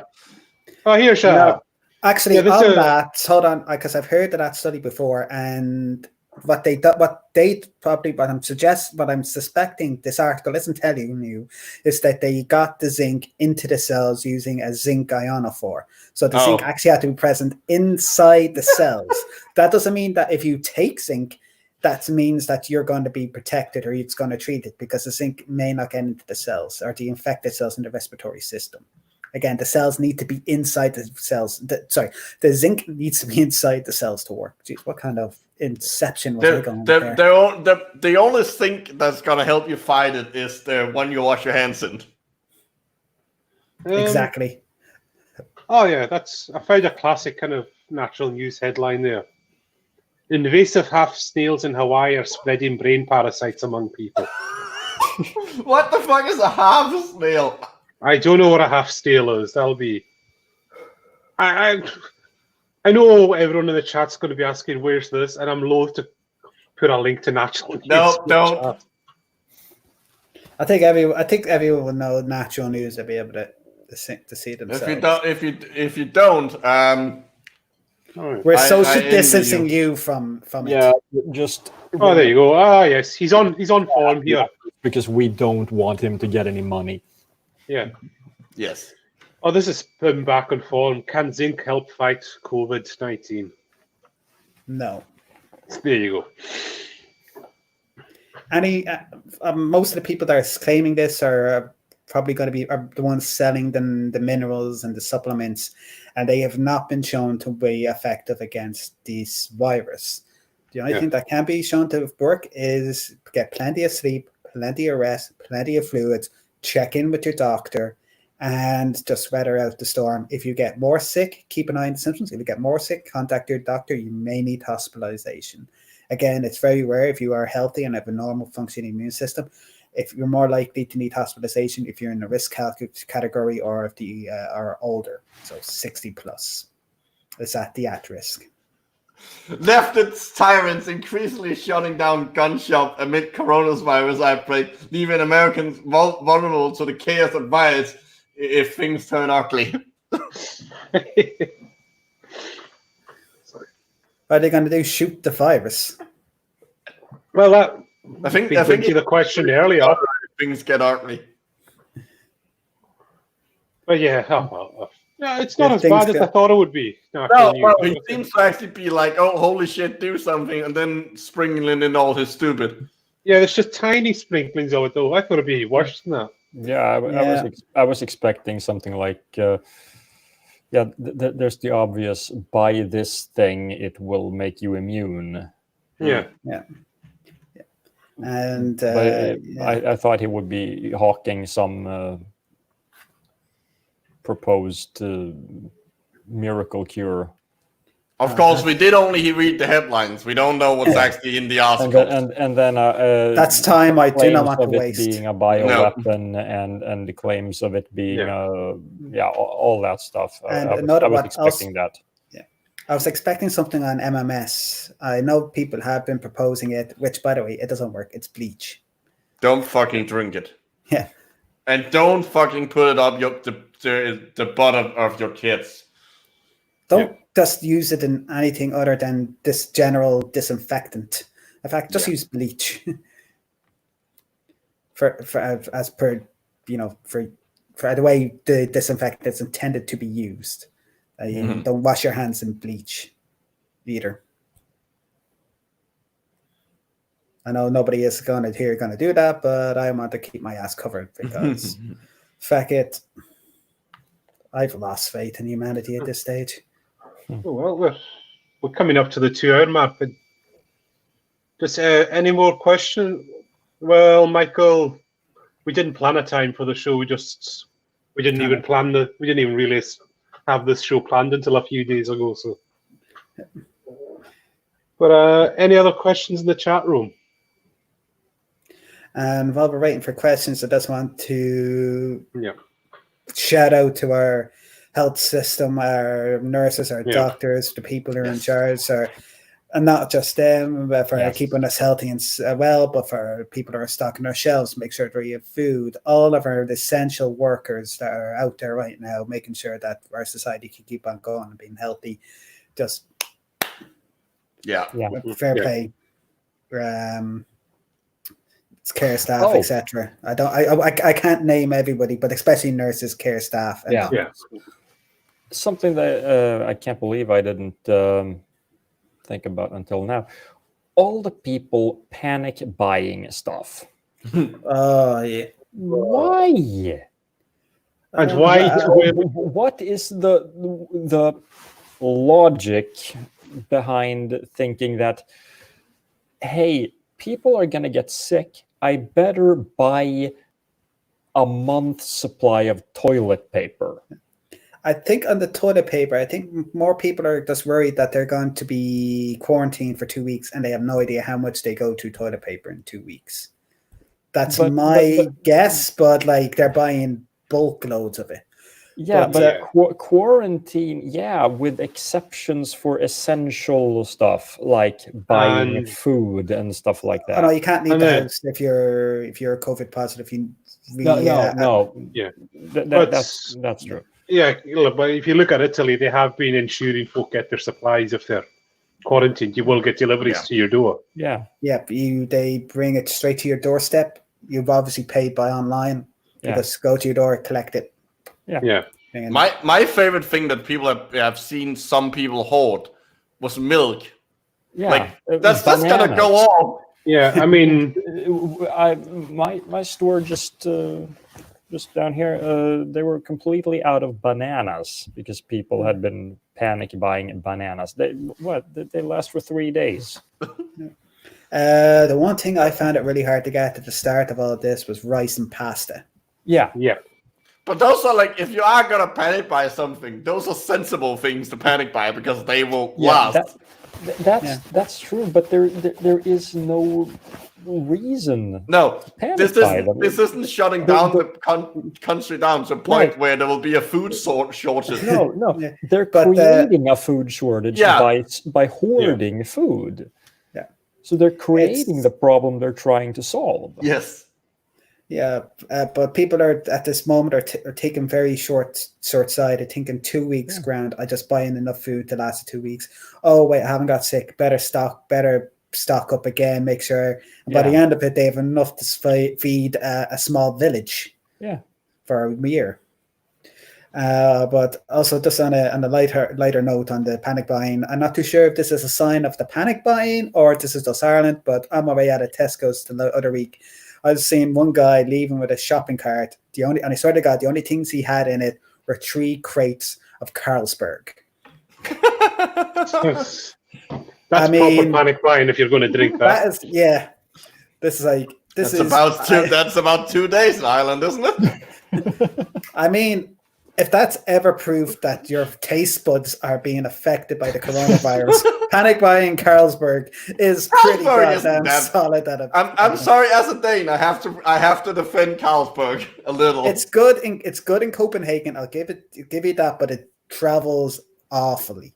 It just doesn't travel well. It's like Guinness. It doesn't. You got way better beers in Denmark than that. Yeah. Well, we do, but like if you're gonna buy beers that go up to 11%, so I drink that over Carlsberg. I mean, I loved Faxa. Like you just get them in those tins. Yeah, you just get them in those fucking huge tins. They're great. Well, that's not a beer. That's a soda. Is it alright? Faxa Condi is a soda. It's basically Sprite but better. Really? All right. I thought Faxa was a beer. No. No. I think there is. I think they do have a brewery. Yeah. Faxa, and it goes in 1 liter cans. You bet it's actually 1 liter cans of beer. Yeah. Yeah, there it is. That's awesome. We're a fucking nation of alcoholics. I make all the island jokes. We're not any better here. Yeah.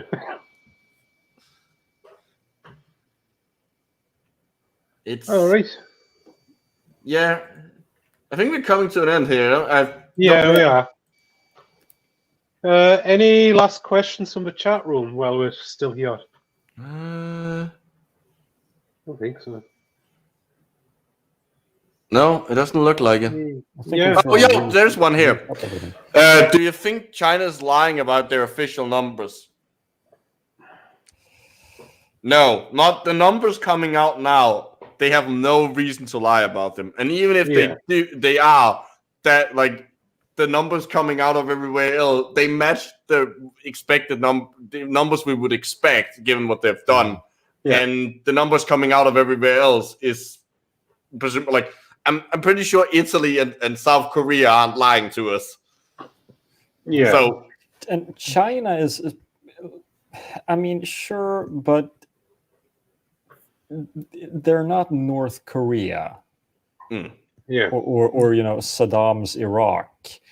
They're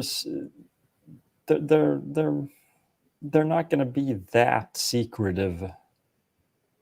I mean, they understand when being honest about something is in everyone's best interest.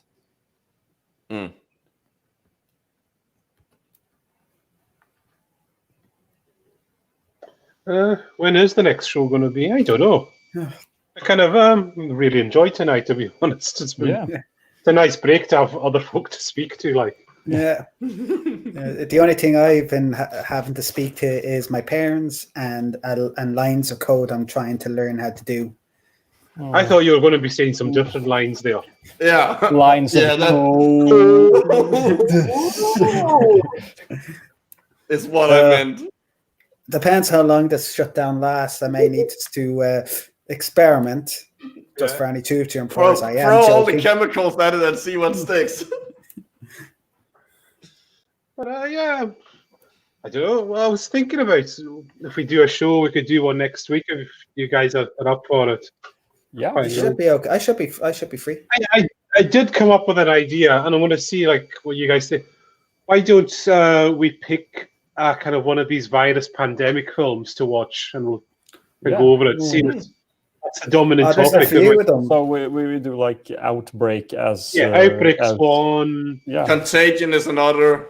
Contagion's very good. Yes, Contagion is very good. It gets most of the science correct. In fact, we'll do this. We'll put We'll put a We need a poll up. bad We'll- Yeah. Well, But, bad one, you need Outbreak. Outbreak Yeah. is terrible. It's been a long time since I saw that. I have Okay, seen there that, you but go it's- for the last but few okay, minutes. Is it Morgan Freeman in move on. that? I believe so, yes. It has to be good. Yeah. And anything with Morgan Freeman's automatically good. It's His a good voice movie. just- It's a sort of semi-good movie. Like, Yeah, it's- I remember enjoying watching it, but I'm thinking watching it as, for purposes of analyzing the science. That might no, be fun. it's Well, Well, we'll see. We'll give you a few minutes chat room if you can suggest some other kind of good kind of virus pandemic theme. we've been film. suggested. We have been suggested. It's been suggested that we play a session of Plague Inc. Yeah, that could work as well. Yeah. Is that the Well, game with? On that note, both Greenland and Madagascar has cases, so we're fucked. Yeah. Oh, Is Plague Inc. a game where you actually evolve the virus yourself to Yes. try and kill folk? Yeah. yeah. There's Plague Inc. and there's also the board game Pandemic, which I actually just got before this virus. So Yeah. back in December. It's Yeah, we actually could- kind of cool. Yeah, we could do a live interactive version of Plague Inc. as well. That's another idea for it. But I think doing a kind of pandemic film would be good. hmm Feasibility of the T virus. Oh yeah, there's Resident Evil. Yeah. Oh yeah, they remade 2 and 3. I still haven't played the remake. Here it's Probably quite good. do that. Yeah, I'm not a fan of the games. I liked them back when they had those. But I know we always bring up Red Letter Media, but go and watch the half in the bag where they watched all the films back to back. Oh, That is brilliant.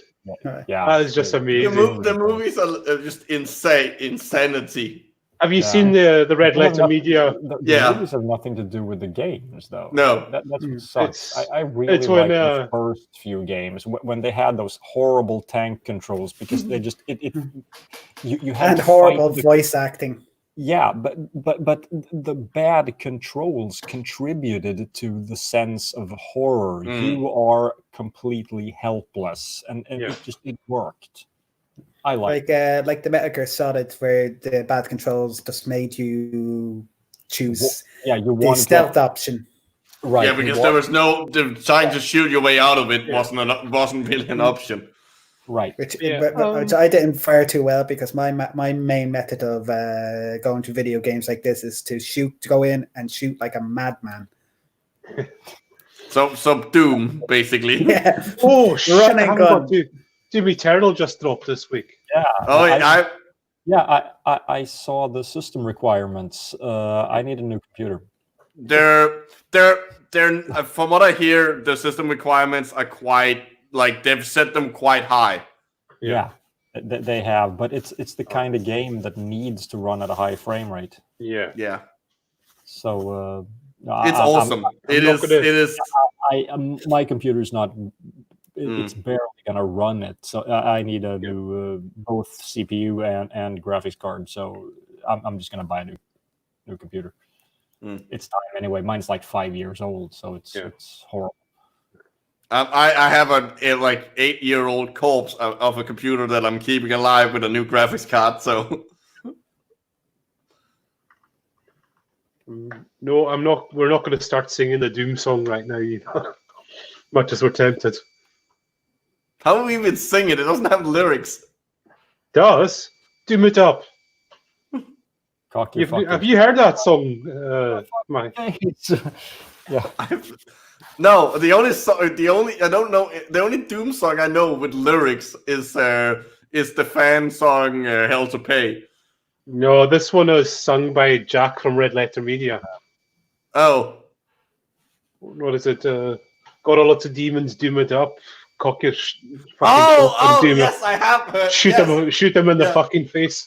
And all that. I did see that. Yeah. Right. So what pandemic movie shall we look at? I think a bad one would be better than a good one. Yeah. Of course. I'll Well, is there one that belongs on best of the worst? I'm sure they've done one.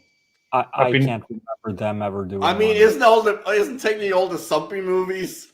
They are technically pandemics if it's a virus that causes the zombie. No, but more one Zombie like movies. Outbreak that deals with the kind of outbreak and how folk react, kind of thing. Yeah. What is the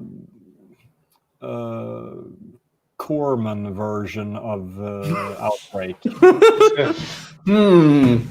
It has to exist. The real problem with it would those be movies, even better if Amir Sherwan did an Outbreak film. Oh yeah. Yeah, that's true. Well, Outbreak is still a pretty crappy one anyway. So Yeah. from a science perspective, Yeah. I actually did a high school project looking at the science of that movie. So oh, you have lots to say.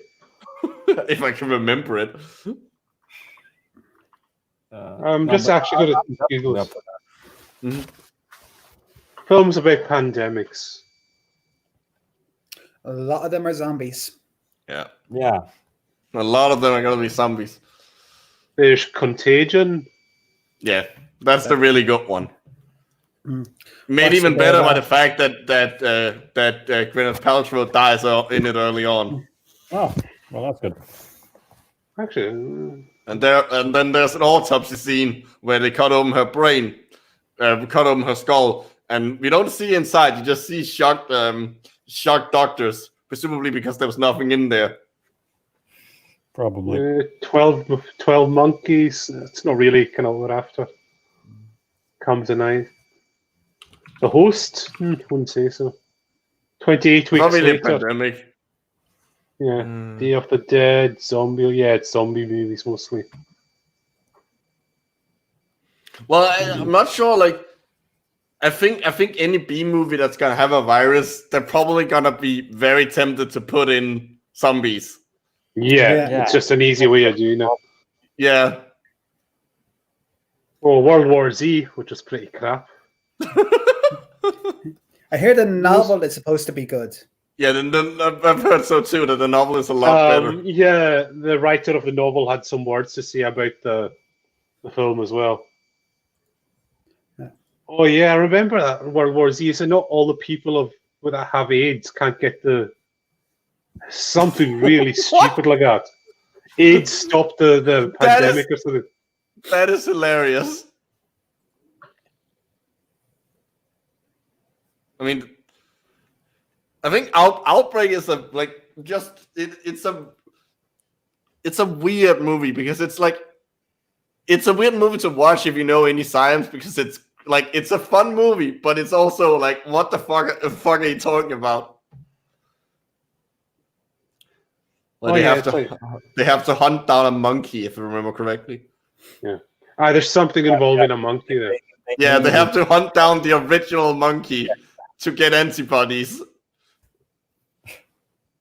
I don't know why they need the original one. Well, we're already starting to. Yeah, I was going a bit. So yeah, but we'll we'll do that. And, we can do a review of the film, and we'll do a play along of Plaguing. I think that'll be some nice kind of tasteless fun to have at this time. That sounds fun. Yeah. Oh yeah, I'm trying to remember exactly what World War Z. I just remember it was really stupid. It really was. I remember, isn't Brad Pitt in it? Yeah, and he just looks fed up all the time.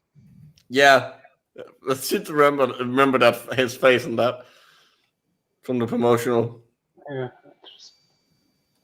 it had something to do with people with AIDS couldn't get affected by this virus or something, and therefore they've saved the human race. It's really stupid. And then they all died from AIDS. I wish I could say AIDS like Rich Evans does, but I can't. I'm not even gonna attempt. It can't be done. No, I can't do it. I'm not even gonna try it either because I have kids asleep upstairs. And, Yeah. Dad, why are you? And then you're going to have your kids running around screaming AIDS.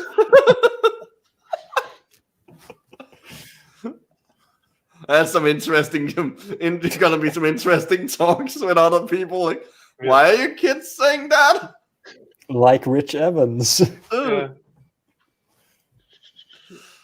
yeah, I'm trying to find. From what I can see, he injects himself with an unknown pathogen.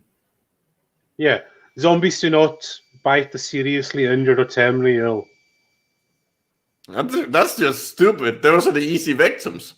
Yeah, because they wouldn't be suitable hosts for viral reproduction. The quickening, that Slendy, that's the if you're thinking about the DS9 episode. Yeah, there's that. That's I think that's actually a pretty good one. Yeah, we'll go for Outbreak though. It's more it's just stupid. Yeah, and good. everybody knows it. Yeah. Yeah. So we'll do that, and we'll. Who wants to be the actual person playing Plague Inc. next week? We'll actually have it, or shall I just host it here? I'm afraid to volunteer because if I do horribly, I'm more than likely will be known as the biologist that can't fucking play Plague Inc. I'll host it here, and I'll take everyone's suggestions to see if we can. How we'll do. All right. Well, thank you everyone for coming along. It's been a lot of fun. It's good to be back. Yeah, it is. We sort of stopped for reasons of having lives, I guess, for a while. Yeah. And then, now that's over. It took a pandemic to get us back together. What is that? Do not take the logical conclusion from this if you want to back and you're in a position of power. Yes, don't take that. Yeah. My kids are a little older now. They're not waking up screaming and stuff like that. So I'm more available this time of day. Yeah. So I can do this again. I mean, not to kind of slag off some of the other members of our, but it's like a big help when it's all the European-based folk here, and we can. Time zones becomes a problem. Yeah, and all like they're great Falklandia and all that, but it was just so difficult at times too. And Nathan and all of them. And you might see them in the next few weeks because, well, we're all in the same boat. Into lockdown, probably likely. Yeah. But yeah, it's been great. Yeah, we'll definitely be back next week the same time, I think, if that's good with you guys. And so we'll go away, we'll all watch Outbreak and then have things to say about it and have a nice Let's Play on the channel as well. I think that's going to be the first Let's Play we've ever done, isn't it? Yeah, but it's the first time there's a video game that's sort of relevant. Yeah. I know Kitch did a one for was it some Sonic game for when we tried to have, but that never happened. But it was an attempt anyway. Yeah, we'll do that. So thanks everyone for turning up. It's been a lot of fun. Fantastic questions tonight, by the way. Thank you, audience. Yeah. Really wash your hands. So just wash your hands and stay indoors, please, everyone. We want to speak to you again. Keep safe. Everyone. Right. Keep safe, everyone, and good night. Bye. Bye.